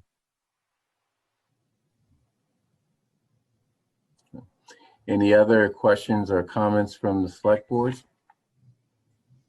Yeah, I think Ms. Bell was going to respond. I'll wait. Oh yeah, thank you for that. I was getting a hold of my mute button. We completely understand, and we will convey the message to our ownership. Thank you. Mr. Vanscoy? I didn't know if Raul Fernandez. Oh, I'm sorry, it was Fernandez. Thank you. If you were watching last week, I think you all saw, Mr. Green and I digging deep into these issues around cannabis in Massachusetts. The reason it's here, the reason it passed to be here in the first place, and is making the ownership of these companies many millions of dollars, and presumably that was about sort of reversing a trend that had been around for a very long time around marijuana and the criminalization of marijuana and the disparate impact that criminalization had on communities of color across the country and even locally. And so for us, I mean, we were talking a lot about this last week. I hope you were watching. If not, I'm happy to get into a deeper conversation on it today. It's really important that the companies that we have operating in Brookline are taking issues related to equity, diversity, inclusion very seriously, but are doing more than is even required of them. And frankly, not enough is required of cannabis companies in Massachusetts to do what's necessary to reverse the harmful impacts that have been with us for so long and still continue. I'd like to talk a little bit more about the diversity plan that you all have. We last week looked at the diversity plan from Sanctuary Medicinals, which I thought was actually pretty comprehensive, but no progress had been made. They cited COVID as a reason. I don't think a good one, but no progress had been made there. You've all been around for a bit longer. I'd like to talk a little bit more about this. Frankly, I was surprised to see how scant the diversity plan is. And maybe there are things that you're doing that aren't being captured here, or goals that you have that aren't being captured here.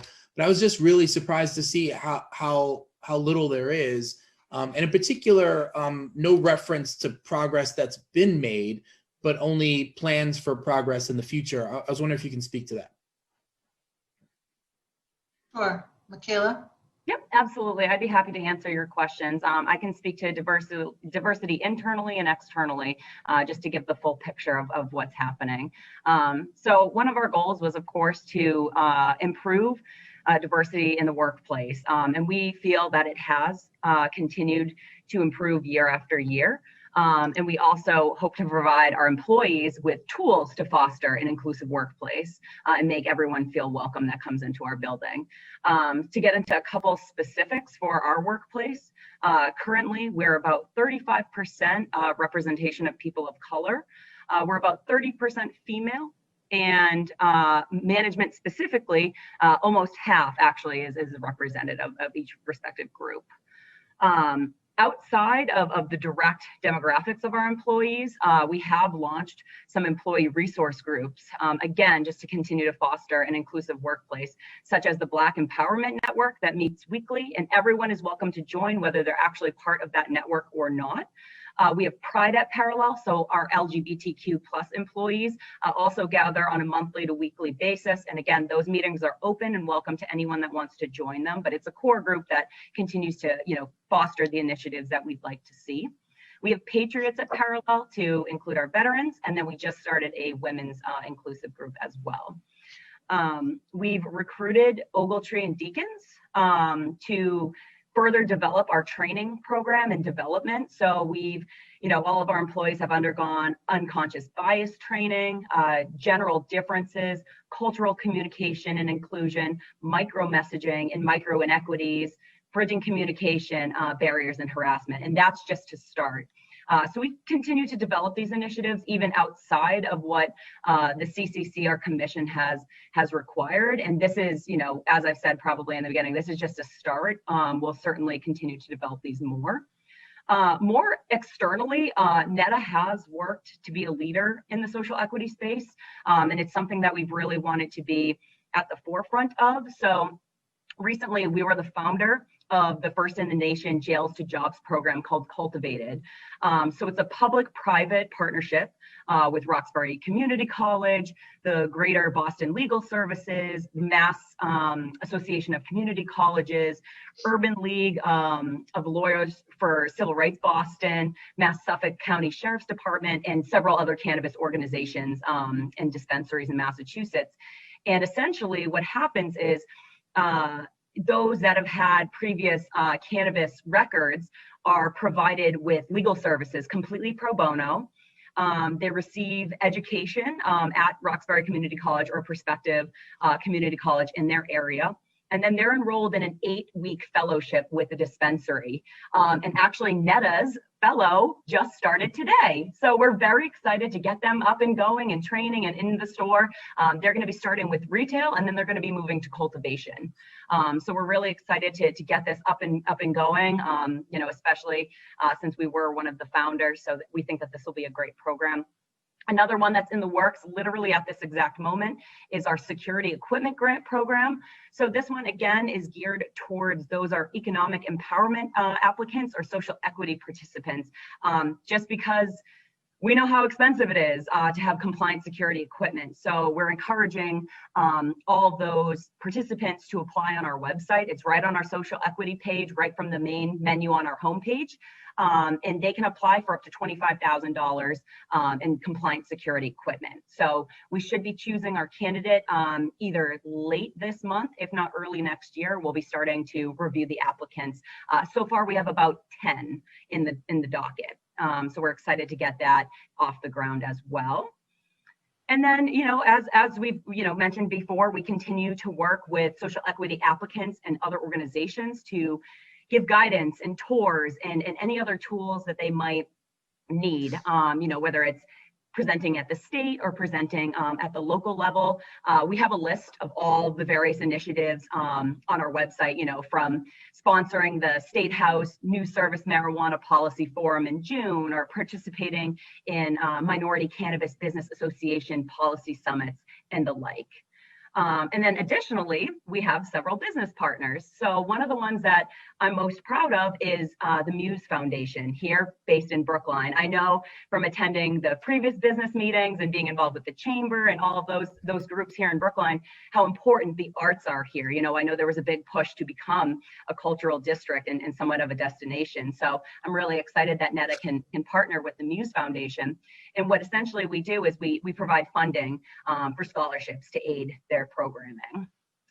And that's, you know, just a quick little bit. I mean, other further initiatives that we really have worked with the town, you know, when COVID hit, we wanted to make sure that we could extend our reach a little more. So we were making hand sanitizer and we donated a bunch of masks. I mean, hundreds of masks to all the local businesses in town. And a big focus was on people of color owned, women owned, disability owned, veteran owned, kind of the quote unquote minority businesses to really further our reach in ways that we could. So that's about it. I'll just say this is all really helpful to hear. I'd love to read more about it. And in particular, we talked last week about, you know, one of the benefits of having more than one business in Brookline that's doing this work is when we feel like they're doing something well, we can come to you and say, hey, step it up. And we feel like you're doing something well, it helps us go to them and say, hey, step it up. And so I hear a lot of good things happening here. You know, the only other thing I was thinking about here is, you know, when you can, spending money with businesses that are owned and operated by people of color. I don't know if Ogletree Deacons is a POC owned firm or not. I looked it up and I see it's a very large law firm. I don't know if they are or not. But thinking critically about how you spend your dollars in our economy, I think also helps in ways that you know, if you don't think about it, you just go out and you look for someone to do this work. But if you're saying, you know, we want to invest in communities of color, I don't know to the extent you're connected with BECMA, the Black Economic Council of Massachusetts, but they're doing a lot of great work, and I'd love to see you more involved and connected with them if you're not already. So thank you. Great. Yeah, I'll definitely reach out and see if we can connect. I'd love to learn more from them. Thank you. And by the way, I appreciate you know, the focus that Mr. Fernandez is placing on this, and I appreciate all the work that you do. You know, I looked at and was quite impressed by the Jails to Jobs program. Incredibly important, given, you know, the history of marijuana enforcement in this country. But all those are things that you were required to do by the Cannabis Control Commission. When you weren't required, when no one was looking at you, looking over your shoulder, forcing you to do something, that is, organize your business and put together an ownership group, you see what we come up with, an all-white business. Now, there's nothing we can do about that other than just rant and rave like I'm doing, but make sure that people appreciate that your ownership group appreciates the fact that this is the next issue that's going to have to be dealt with in the marijuana industry. I take it very important, or I view it as something very important. I hope the businesses that are in the industry begin to take it as something very important also. So we'd like to see you do the right thing when you're not forced to, although we appreciate when you are forced, when you do the right thing when you are forced to, but be better if that's not. Mr. Van Scoyoc. Yes, I want to thank my my colleagues, excuse me, Mr. Green and Mr. Fernandez for their line of questioning. And I don't mean to, overstate the case, but I just want to add to what they have already raised as questions. And I want people who are watching this at home to know that the application that is sitting in front of us right now that we are looking at in terms of this this renewal is 553 pages, and so here is just sort of a typical page that is staring at us as we're sort of considering the very good answers given by the team that is here to represent NETA.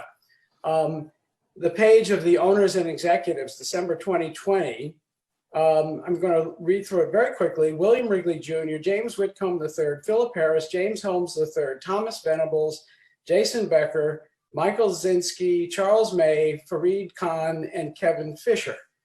10 individuals. I don't believe I saw a name of anyone other than male among the ownership. And I don't believe I saw more than one person who might be non-white among the ownership of the company. If you want to correct me on that, please do.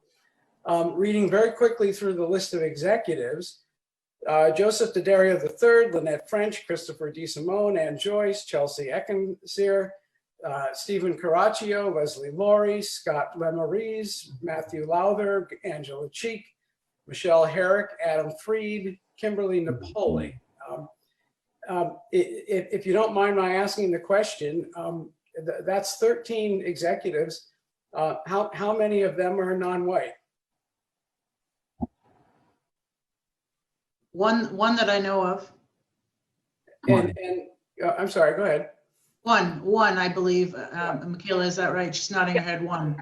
Yeah. That would be Kim Napoli. Yeah. And so, with apologies for sounding like a third, I'm doing a third degree here. I think we have a problem in Massachusetts, and I'm not going to lay it at the doorstep of NETA. I think we should have. I think we in Massachusetts expected a different outcome when we took on legalization of cannabis. I don't think we expected that the companies that were first in the door in this business, and then second in the door and third in the door, would be so unrepresentative of the groups that were supposed to be enabled to experience some kind of opportunity and some kind of mitigation through the introduction of cannabis as an enterprise in Massachusetts. And we're clearly not there. And I don't know whether to lay it at the doorstep of the Cannabis Control Commission. I don't know where to sort of point, who do we say didn't do what we expected of them? And yet at the same time, I think we got to recognize it and try to figure out what is the path to a better outcome the next time we have an annual renewal hearing, so that we don't have 2 pages of owners and executives that are so thoroughly dominated by the groups that have always had the same advantages in historically when it comes to access to profit. Because I don't see much that's new here. And I find that kind of disappointing.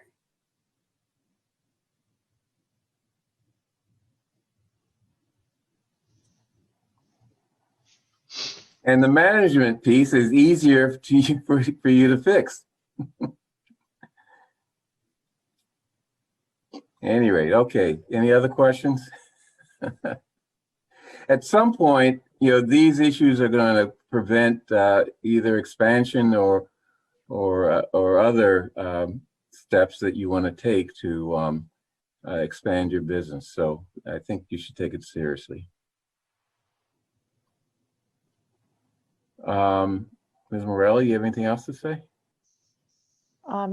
No, I think we're not recommending any further updates to the conditions other than the mid-year review with the Office of Diversity and Inclusion, and I provided some draft language on page 2 of my report. Draft language for us to vote on? Yes, if you want to, when you vote on the license renewal, you might want to note that would be a modification of the license conditions. You find your report on my computer here. Page 2 of it? Yes. I can read it too if you like. Yeah, why don't you do that and I'll write it down.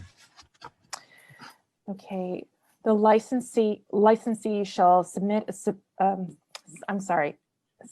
shall submit a status report on the implementation of the diversity plan, including but not limited to supporting statistics 180 days prior to the license renewal date to the Director for the Office of Diversity and Inclusion for review and direction as part of the annual site plan review process.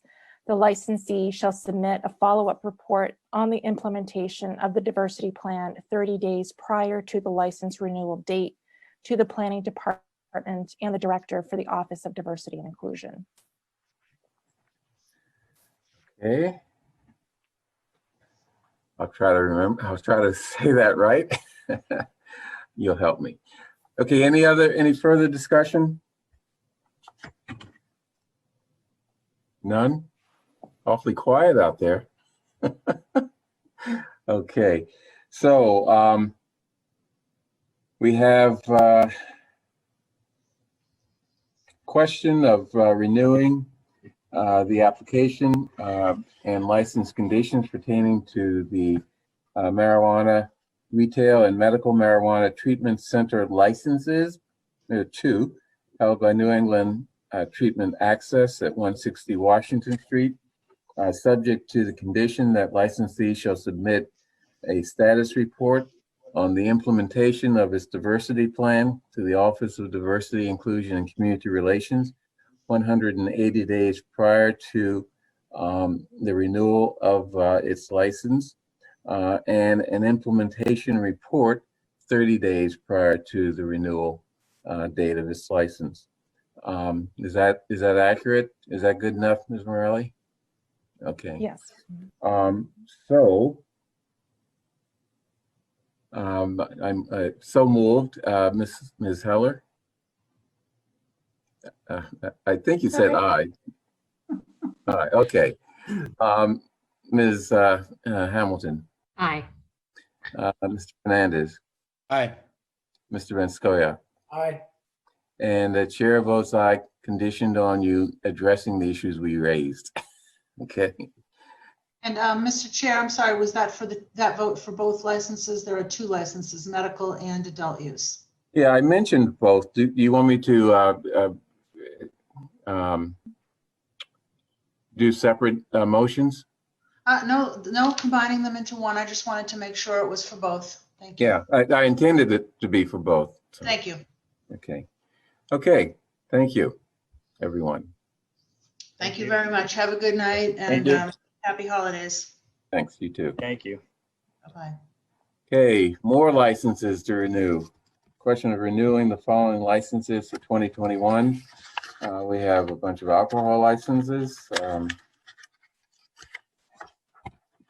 Coin-operated amusement devices, a common victualler, entertainment, food vendor, inn holder, lodging house, secondhand articles, secondhand motor vehicles. Ms. Souza, are you going to talk to us about this? Why don't I introduce Tiffany and the issue a bit? So I am pleased to have Tiffany Souza with us this evening. Normally, I know you all know Tiffany, but you see her in the background doing all sorts of work, and tonight we're promoting her up to the big time here. This is the annual license renewal process. It's an extensive process, especially on alcohol beverage licensing, which is regulated by the state ABCC. So it's a lot of work. I think, Tiffany has really worked very hard to get it more organized based on a system that, we can update every year and be responsive to the questions the board asks. I do want to mention a couple of things before you start. So this is not a public hearing, although if you wanted to take questions or comments, I think it would be appropriate. But I think the important thing to know is if the board intends not to renew any particular license, you have to give that particular license owner a notice and a due notice and a hearing. So we did not see any particular issues that couldn't be handled with a condition or that we're not ready we're not right for a non-renewal hearing. If you feel differently, let us know and we'll schedule one of those hearings. But at least for tonight, we're recommending that all the licenses be approved, in some cases with conditions. And what I would suggest is you take each category of license. We can talk about what's out there, what are the issues, and go from there. Would that be acceptable to you, Mr. Chair? Yeah, that works. So, and you'll identify any specific issues that we may have missed. I will. Okay, I would like to, I understand that there are a couple people, at least one person who would like to say something about the lodging houses. So I doubt if what they'll say is going to cause us not to renew a license, but I would like to hear from them. Just so that we know what is on people's minds with respect to lodging houses. Ms. Fields, do we have that person? Let me just take a moment to scan the attendee list and see if the folks who were with us earlier are still here. I think we heard from several people during a previous hearing about some of the lodging houses that are on Beacon Street. Yeah. So I don't know if Ms. Souza has gotten that kind of feedback and whether conditions on the license is sufficient. Yeah. We did hear from a couple of people, but I thought I saw in the chat that someone wanted to speak during the this hearing. Am I wrong in that? Jane Tate maybe wants to make a comment. I see her in the. Yeah. Okay. Well, I'll take that comment. Ms. Kane.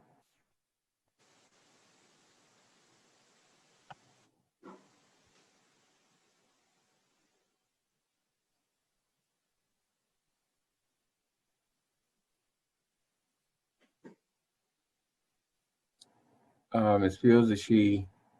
I know that folks have been struggling with AV tonight, so maybe the best way to collect these comments would be either in the Q&A or perhaps submitting an email after the fact for the board to consider. Yeah, well, Ms. Kane, why don't you do that? Since we're having these problems, that's the best way of handling it. We do read the emails and we do respond to them, so yeah, that's the way to go. Okay, first, alcohol. What do you have to say about alcohol? Well, let's see. Alcohol. Looking forward to it. Yeah, so let's see. I'm not sure which, alcohol is a large category. Is that is there a? Well, you wanted us to go by each category. Yeah. That's the first one. Is there anything? I think the way I'd like to do it, Mr. Chair, if you wouldn't mind, is even though I think you see a list called alcohol and so on, but you see below that the various categories of licenses. So you have non-restaurant licenses, and then you have those, and then so I'd like to go through that in the order of that memo, if you wouldn't mind. You see that memo from the document entitled 2021 License Renewals. Yeah. Okay. So first is non-restaurant licenses. The first category of those is coin-operated amusement devices. There's only one license for this license type. However, the Brookline Elks Lodge, which is the establishment, appears that they are giving up this license. So my understanding is there's no longer any coin-operated amusement devices for the board to license. Is that your understanding, Tiffany? Right. So we'll skip over that one unless there's any questions. No. Secondhand motor vehicles, which are both Class 1 and Class 2 licenses. There are no outstanding issues to our knowledge, and those are all available to be approved at this time. So don't know if anyone has any questions about these auto dealers. Okay, seeing no questions, I move approval of the secondhand auto dealer license. All in favor, Ms. Heller, Aye. Ms. Hamilton, Aye. Mr. Fernandez, Aye. Mr. Van Scoyac, Aye. chair votes aye. Okay, thank you. The next is secondhand articles and antiques, which are the general laws require the select board to license. And again, there are several of these dealers in the town of secondhand items, and there are no issues that we're aware of. So they all appear on that schedule, and they're available for approval at this time.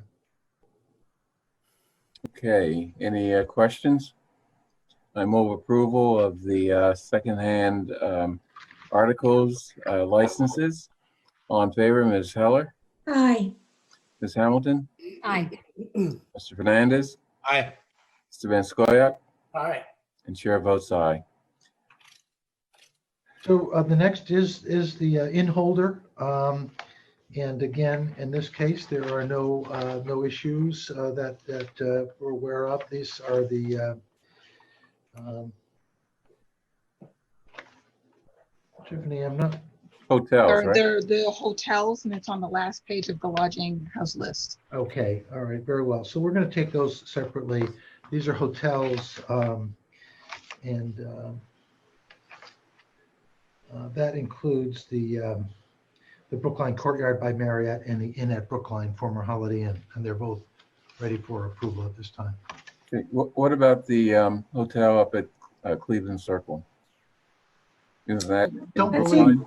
that one is That's under, not Brookline. I think that one, most of that's in the city of Boston, so they're Okay, licensing. so we don't have any, okay, I thought a piece of it was. What Well, about depends the on one on if there's Boylston plumbing Street? issues or fire.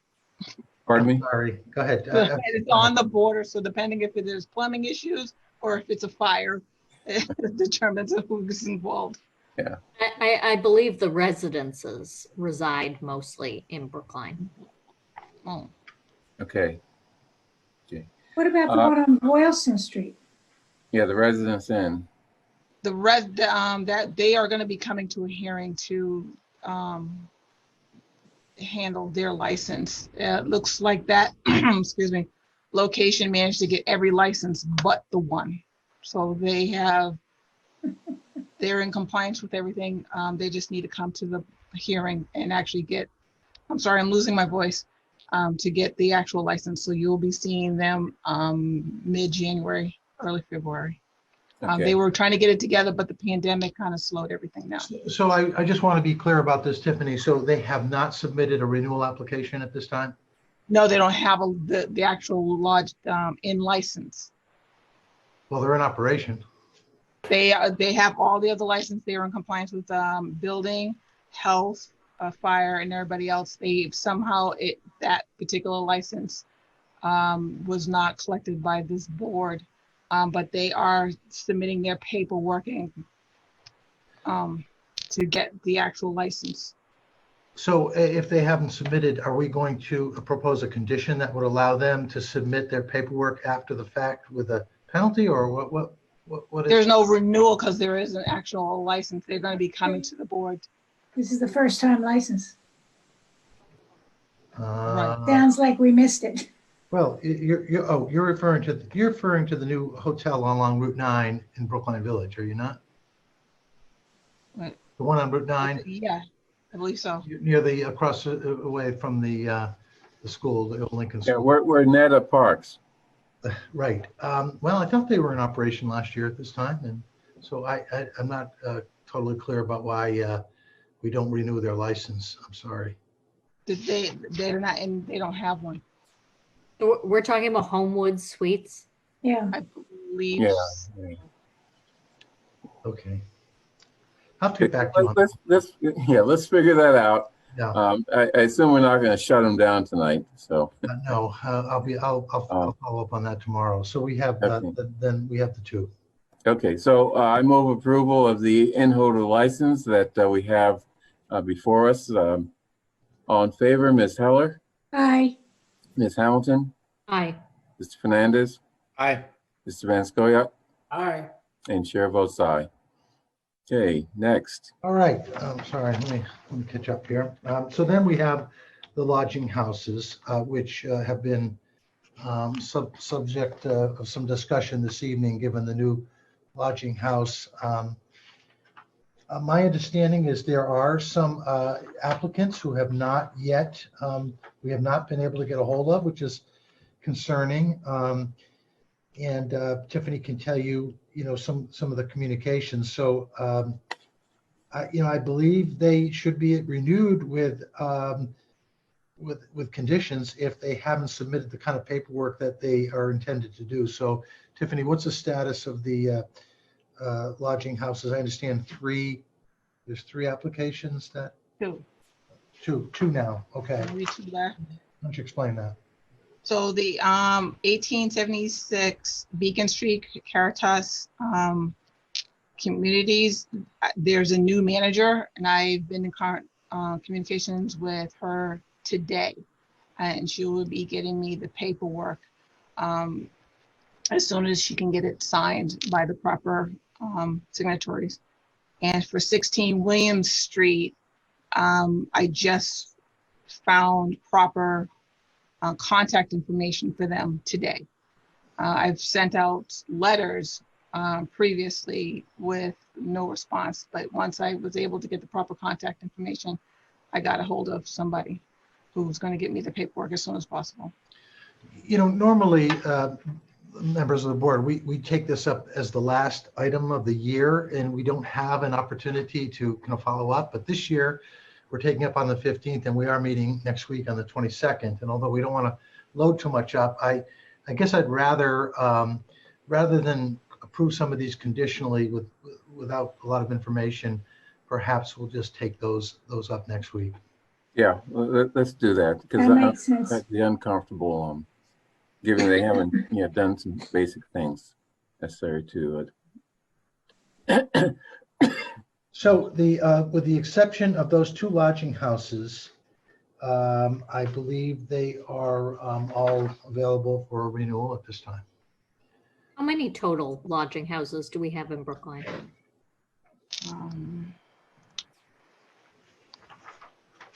Let me get that list. 40. Can I make a comment about this format? I like it. I think it's a good format. I think it would help if we had a list of the actual names of the vendors under the category. That's in the packet. Oh, I didn't see that. Yeah, it's there. It's a little further. That's what I'm counting now. The lodging houses, they're all listed. There are 43.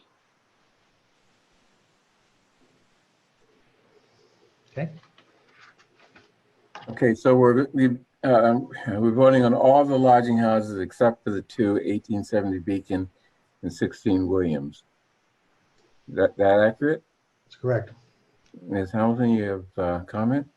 Well, I think there are two women who still want to speak about one of the guest house license. So I think we should try to hear them. Yes, I'd like to. And comment by Doug Hughes regarding Pine Street Inn. It looks like he has a question that he wants us to read. Is that correct, Ms. Fields?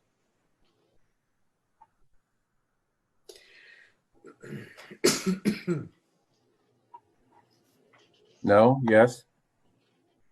Okay, let's yes. I've promoted them both, so they'll be able to share their questions and comments. Okay, so in person. Okay, let's start off with Elizabeth Kane Tate. What's your comment, Ms. I just like to say hello. I live on Monmouth Street. I live in a townhouse between St. Mary's and Carlton Street.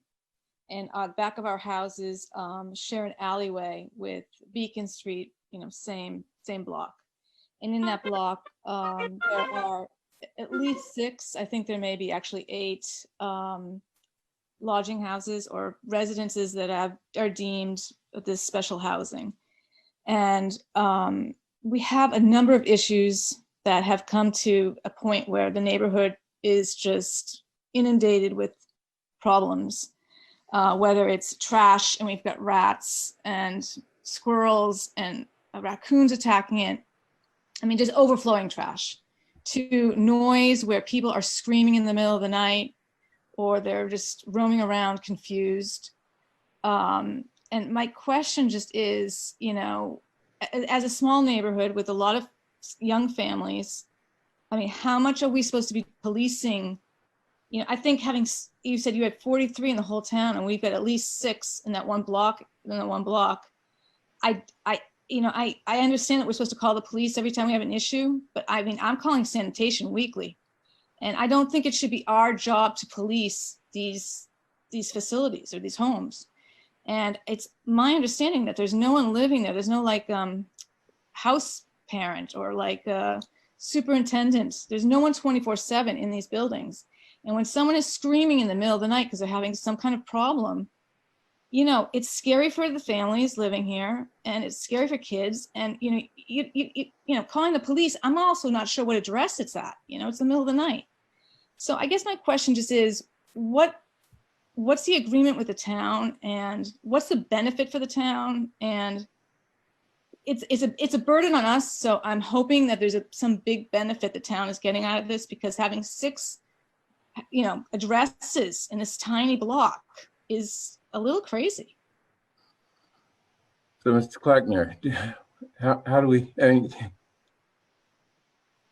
lodging houses have been allowed in this community for a very long time. And I believe they serve a certain housing need for certain people of certain incomes. And, I don't know, you probably have to talk to the planning department and maybe the housing advisory board to understand more of the merits of this type of housing.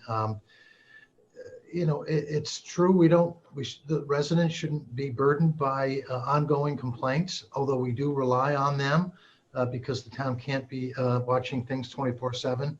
I'm just not aware, the departmental review reports haven't identified these issues. I'm sorry, I don't know. I just don't know. We rely on the departments to review all of the materials that they have assembled over the past year, including complaints and responses and so on. And I don't see them. We need to know who to go to, and we're told to go to sanitation for some things, to go to public health for other things. I mean, I would like to understand, is there somebody there in the town hall who's responsible for actually reviewing and renewing these agreements? Because there's also a lot of drug use, and we've got young kids here, and it's really complicated. I mean, I don't want to be calling the police when they know that I'm the one that's out throwing my garbage away, and they're trespassing on my property with drugs. I mean, it's complicated, and I think we deserve, as a little neighborhood, to have somebody we can go to. I mean, don't we have people at these houses, these lodging houses, who are? I'm asking Mr. Kleckner, who are responsible for complying with our rules? Yeah. I seem to recall a conversation when we dealt with this issue, I think, with the Pine Street Inn, where they didn't have a resident agent listed for one of their properties. And we made them get one because, from what I recall, Dr. Jett said that was a Brookline specific requirement, that we have somebody on site at all times at these types of properties. So I think what we need to do is figure out who the resident agent is, get their contact information, and give that contact information to the residents who have called into this meeting. I think there's more than that, though. I mean, I think we have to ensure that the resident agent is actually a resident of the place and that this person is responsible. Because I think that's what Ms. Tate is saying, is that maybe there is somebody, but they're not living there. And just like Josh Dinesh is going to live at the Longwood facility, and we need to have someone living at each of these facilities to head off the problems, to deal with the trash issues, to deal with the people who are screaming in the night. We shouldn't be, I mean, I shouldn't be calling the Pine Street Inn and No, John you Sullivan, shouldn't. and I am, and our neighbors are, because we can't get issues resolved. Yeah, no, I agree. I think that it's that what we need to do is enforce our condition that they have a resident agent who's actually living there. It's not enough to have, a resident agent who lives a block away or 3 blocks away or 2 towns away. It's just, there's somebody there 24/7. Yeah. That's what we currently require. And if there isn't, then they're in violation of their license. So it looks like they're just snubbing their nose at us. And, what enforcement powers do we have? I don't know if it makes sense to shut them down. But, pardon me? Yeah, well, deny the license. We're hearing. And then that's what we then should what do we do? I mean, it looks like they're just ignoring, well, based on what Ms. Tate says. Well, I have a suggestion. Maybe we should issue them at the same time a temporary license and a notice that we were going to deny their license renewal for 2021. We'll give them a temporary license until we can have the hearing, which should be in January. And then, we will find out if they have a person who's living there, and that person has to give their phone number to every single neighbor who's living around there. And, we have to make sure that they do have a person living there. It's just, are you going to do that with all 43? Yeah, we may have to. I don't think all 43 are problems. How do we identify the problems, though? Well, fortunately, the neighbors do come forward. So we appreciate the fact that you're alerting us to these problems. But, there probably should be some sort of inspection yearly by, I'm not sure what department, either health or building, about, and ensuring that there is a resident agent there, as well as dealing with any other issues that have arisen. So I think it's overkill to do all 40 something properties, but I think I'm not saying all 40. I'm saying this is one that we know that we have complaints about. So let's do it with this one. I think we should do it with the 6 that are in the general vicinity, since I have yet to hear a single address or entity named. So maybe we give that block the benefit of the doubt. We have all of the entities at the same meeting. And I don't know if there are problems with issuing a conditional license, or if we should just hold a hearing in the new year. Okay, or what about the idea of a temporary license conditioned on them confirming the name and contact information for the resident person? So we don't have to have hearings for everyone unless, but we have to have a hearing and move to take away the license for those who don't confirm to us that they have a resident, person in residence at the house. And I would specifically ask if they have a person in residence, because I think resident agent can mean different things to different people. Yeah. Unfortunately. So how would we do that? I mean, we'd approve the license conditional on them confirming that they have resident agents, and then I guess. Well, I would say it a little differently, Bernard. I would say that you have an agent who is living on site. Right. Make Okay. it really clear. Right. Yeah. But then the issue is getting the word out that we want them to confirm that they have this agent on site. Why don't we take up the lodging houses next week, and I'll have a better answer for you at that time. It would be also helpful to have, somebody from our town council's office. Yes, that was exactly what I was thinking. And I also, during that period of time, we'll clarify whether, we have records but we'll ask the question again about residence lodging agents. Also would like to have a couple of the departments that are responsible. When you say sanitation, I'm not sure, is that DPW, is that health? And so I would want to have some people here to respond to some of these issues. We've contacted both, and then I have to go through it's a Vietnamese name. I'm sorry. It's a person that's in sanitation when specifically the bags are overflowing, and we've got issues because people can't even drive down the alley. There's so much garbage. And that department of the person that's handling that has been great. They've taken care of it right away. They send people out. And then we've also dealt with public health when there's a rat issue back there as well. But again, it's hard for us because, I feel like, we're good neighbors. Like we take care of our property and I feel like it's mayhem back there. It's like it's insane. We understand your situation. It's a question of how do we deal with it, so that we're not going to be sort of ignored. When we go out, giving tickets or whatever. So next week we'll deal with that. Hopefully thank you very much. Thank you.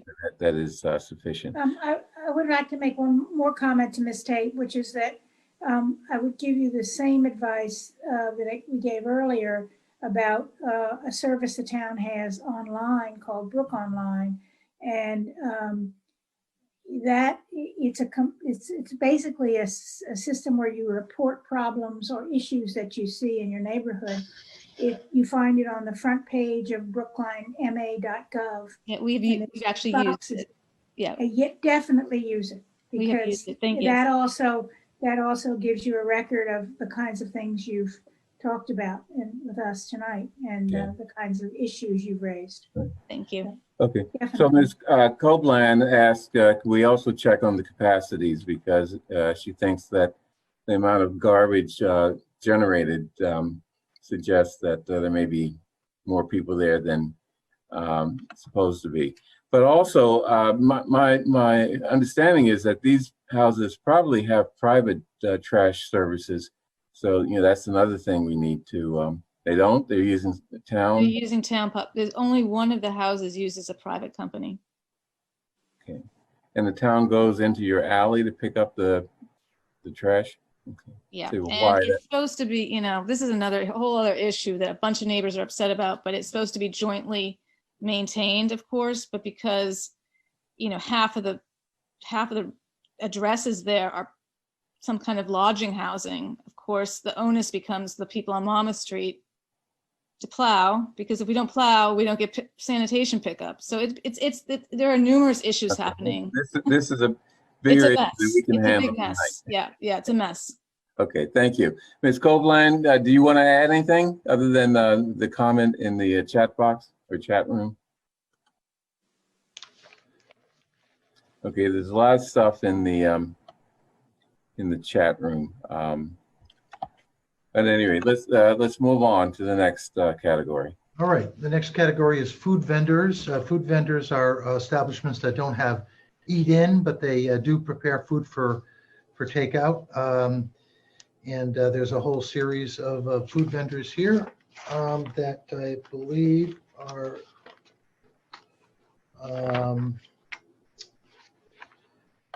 we had one that had not submitted the renewal, but fortunately today they did. Vendors. Okay.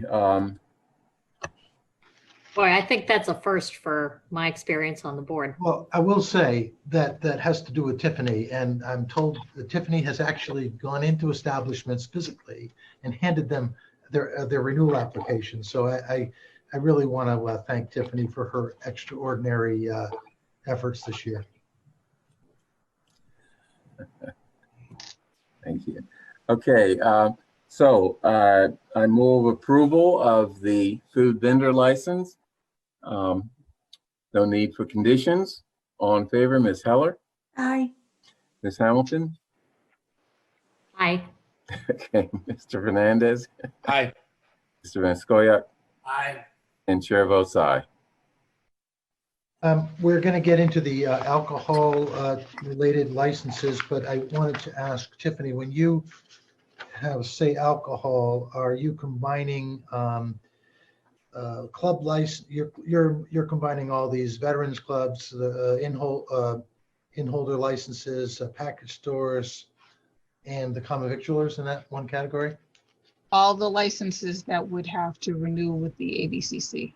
Okay, so you may see in your packet the breakdown of all the alcohol licenses, but their club licenses, their package store licenses, and their common victualers licenses, restaurant licenses. And there are some licensees that are not renewing, primarily the restaurant licenses. But fortunately, the restaurants are really trying to make a go of it. And we very much like to renew those licenses that have been submitted. As you know, we did reduce the fee requirements for 2021, and I hope that helped. But the only issues, there are a couple of issues that have been raised, and one relates to the Coolidge Corner Clubhouse.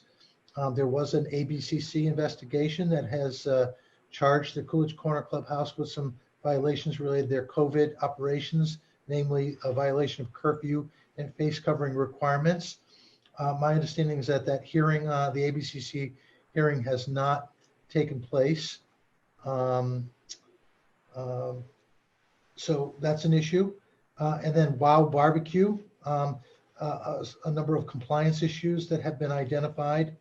And then I think, is there anybody left, Tiffany, that has not submitted their application under this category of licensees? No, it's just O'Leary's not going to renew, but everybody else who has submitted their paperwork. O'Leary's at 1010 Beacon Street is not intending voluntarily to renew. So a big loss. But I would also say that there were a number of other restaurants that have been closed, some that are alcohol and others that are not. Taquerio, El Barro, Honest Taqueria, Pete's Coffee, O'Leary's been mentioned. Planet Eats, are they back on, or are they closing? They're closed. Closing. Dunkin' Donuts on Beacon Street, and the Magnolia Smokehouse, which is converting. And then Oriental Pearl, we were wondering about, but did they close as well, Tiffany? Yeah, they're closed. Okay. So those you don't have, but the other ones. So I don't know if you want to talk about Coolidge Corner Clubhouse, but in Wild Barbecue. For Wild Barbecue, we definitely want you to condition the license. I'm not sure what you want to do about the Coolidge Corner Clubhouse. What can we do? I mean, their violations were not of the nature of Wild Barbecue, which was pretty. And those violations were really health, really significant violations with respect to health. Coolidge Corner Clubhouse is what they just.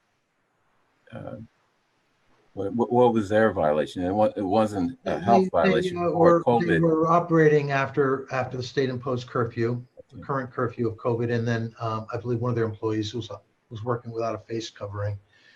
So ABCC is dealing with it. I'm guessing ABCC will deal with it. I would say we wait until their process and see what it is. You can always bring up a license as long as we give them notice. We have no timing. We can always seek to revoke a license. Okay. At this time, I'm suggesting you renew that one, and then the Wild Barbecue needs some conditions. Well, what conditions would you suggest, Mel? For Wild Barbecue. For Wild Barbecue, yeah. Yeah, I would review the fire department's requirements and make those a condition. So let me get to that one.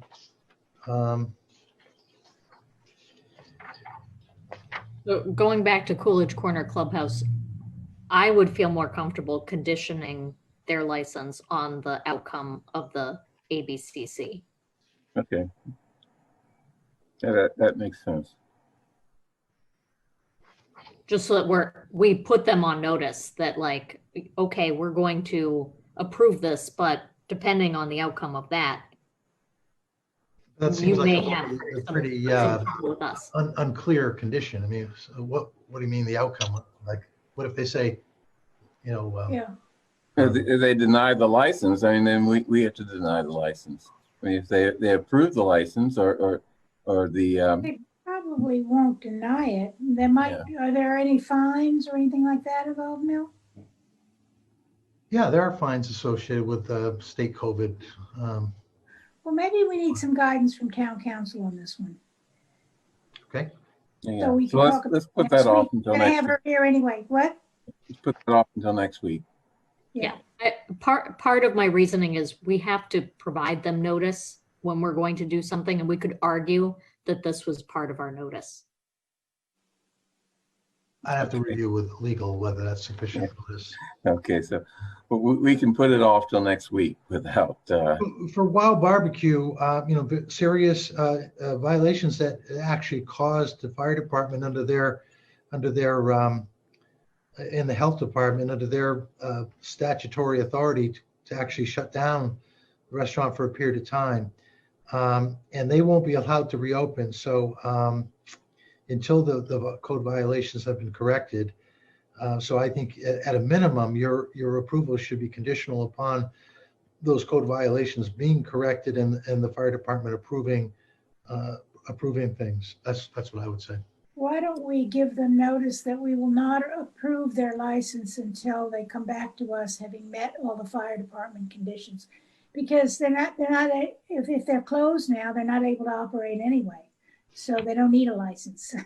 And we don't want them just opening and not have any idea that the concerns have been addressed. Yeah. So I think the problem is that after December 31st, you know, they would not be they would be without a license. And I think they could argue that, you know, you took that away from them without due notice. Okay. And, I see. So why don't we condition the license on complete compliance with all of the health and safety and fire requirements in that fairly long list of things that we saw a couple weeks ago.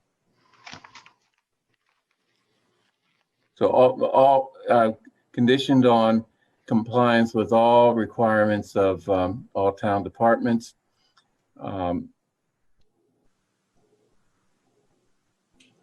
guess just Can I that. just ask, what's our process been in the past? I mean, these are really, I read the report. These are really bad violations. Yeah. I get that they can now fix things, get inspected, and be in the right again. Is there some sort of precedent for another violation? That's it. Sorry, you just can't operate here in Brookline. Is that how it's been done in the past? Or my understanding, they're a liquor license holder. Is that correct, Tiffany? Yeah. So the ABCC in Massachusetts is the final authority. So we could do that, but it can be appealed to the ABCC, and they have the ability to restore the license. And right. I'm thinking about their general ability to operate a business in Brookline if they're found to be I'm talking about Wild Barbecue now, about you know, their ability to effectively run a safe business in town. Has that happened in the past? I don't recall specifically. I think the only time I recall us revoking a license was an entity where a co-owner had been videotaping women in the bathroom. Oh yeah, up on Harvard Street, the kosher Chinese restaurant. Yeah. That is now under new management, and that owner is no longer associated with that establishment. But you know, it has to be something really egregious. I don't know how I personally feel about giving a restaurant an opportunity to correct their actions. I guess it's on us to make sure that the actions that they take stick. If you want, I can you know, review this with legal counsel Yeah, Yeah, I would. why Can don't I you ask do a that? question? Is there a language barrier here in terms of the ownership? And I don't know. Well, I I don't mean, recall. it can't be a language barrier to knowing what the rules are. well, they may not be, they may not, I don't know how good their English is. I just am questioning whether or not Yeah, I don't think we need to that's look an at that and excuse. make, Yeah. and make sure that we're not punishing people because, we haven't No, read the communicated. report. Yeah, Read the report. I know. Okay. So other Some of than these- the, Some of these entities are represented by council when they've gone for the license, in the first place, and their attorney really needs to make sure that they understand the conditions. I don't know if that's the case. Tiffany, do you know whether they've ever? I don't recall who the owner is. I've spoken to so many people. All right. Yeah. okay, so what category are we in? We're in alcohol. Oh, alcohol, right. So why don't we approve alcohol licenses except for the two, Wow Barbecue and Cleveland Coolidge Corner Clubhouse, which we'll deal with next week. Is that okay? Yes. Okay, I move approval of the alcohol licenses, excluding Cleveland Corner or Coolidge Corner Clubhouse and Wild Barbecue. Yes, it's getting late. It is really. All in favor, Ms. Heller, Aye. Ms. Hamilton, Aye. Mr. Fernandez, Aye. Mr. Van Scoyac. Aye. Chair votes aye. Okay, what's next? Next is entertainment licenses. And those are consistent with all of the other restaurant licenses, whether they're regular common victulars or common victulars with alcohol. But these are pretty standard stuff. In most cases, they involve taped radio or television. So I don't think there's any issues here. Okay, I move approval of the entertainment licenses. Well, wait a second. Don't they need to submit an application? They have. They have, yeah. He says there are no issues there. I thought that there were 3 that had not renewed, had not submitted applications. It's been an update. Everyone has submitted all their paperwork in. I'm sorry. As of today, everybody has submitted all their paperwork. Okay, all right. Okay, so, Ms. Heller. Okay. I'm behind the times. Yes, aye. Okay, Ms. Hamilton. Aye. Mr. Fernandez. Aye. Mr. Van Scoyac. Aye. Chair votes aye. Next. I don't think there's any more licenses. I think that's it. Good. Okay, let's move on to the next item. Boards and commissions. Say briefly, just thanks, adding my thanks to Tiffany Souza, who I miss seeing when I walk in the 6th floor. You're the first face that we see when we walk in, and just always smiling. It's always smiling, always with a hello, and it's great to see all of your hard work. You have this opportunity to be on screen, and for us to recognize you. So I just want to say thanks for all you do. Yeah. Yes. I'd like to add another comment to that. I agree with everything that Rose said. I don't think I've seen you since February, Tiffany. I So. know. I miss you guys. But I'm also impressed with the level of organization that you brought to this job. And I think that's, it shows in all this paperwork, and we know how hard you've worked, but it really does pay off and it makes it a much, much better process. So thank you for that. I'd also like to say one more thing about Tiffany, and that is, in addition to her organizational skills, she has a lot of compassion. And this year in particular, there's been a lot of restaurants who, basically, cry on Tiffany's shoulder, and she's extremely supportive and sympathetic. She's been very active in trying to encourage us to not to deal with the license fee issues, and talked me out of establishing penalties for late applications this year.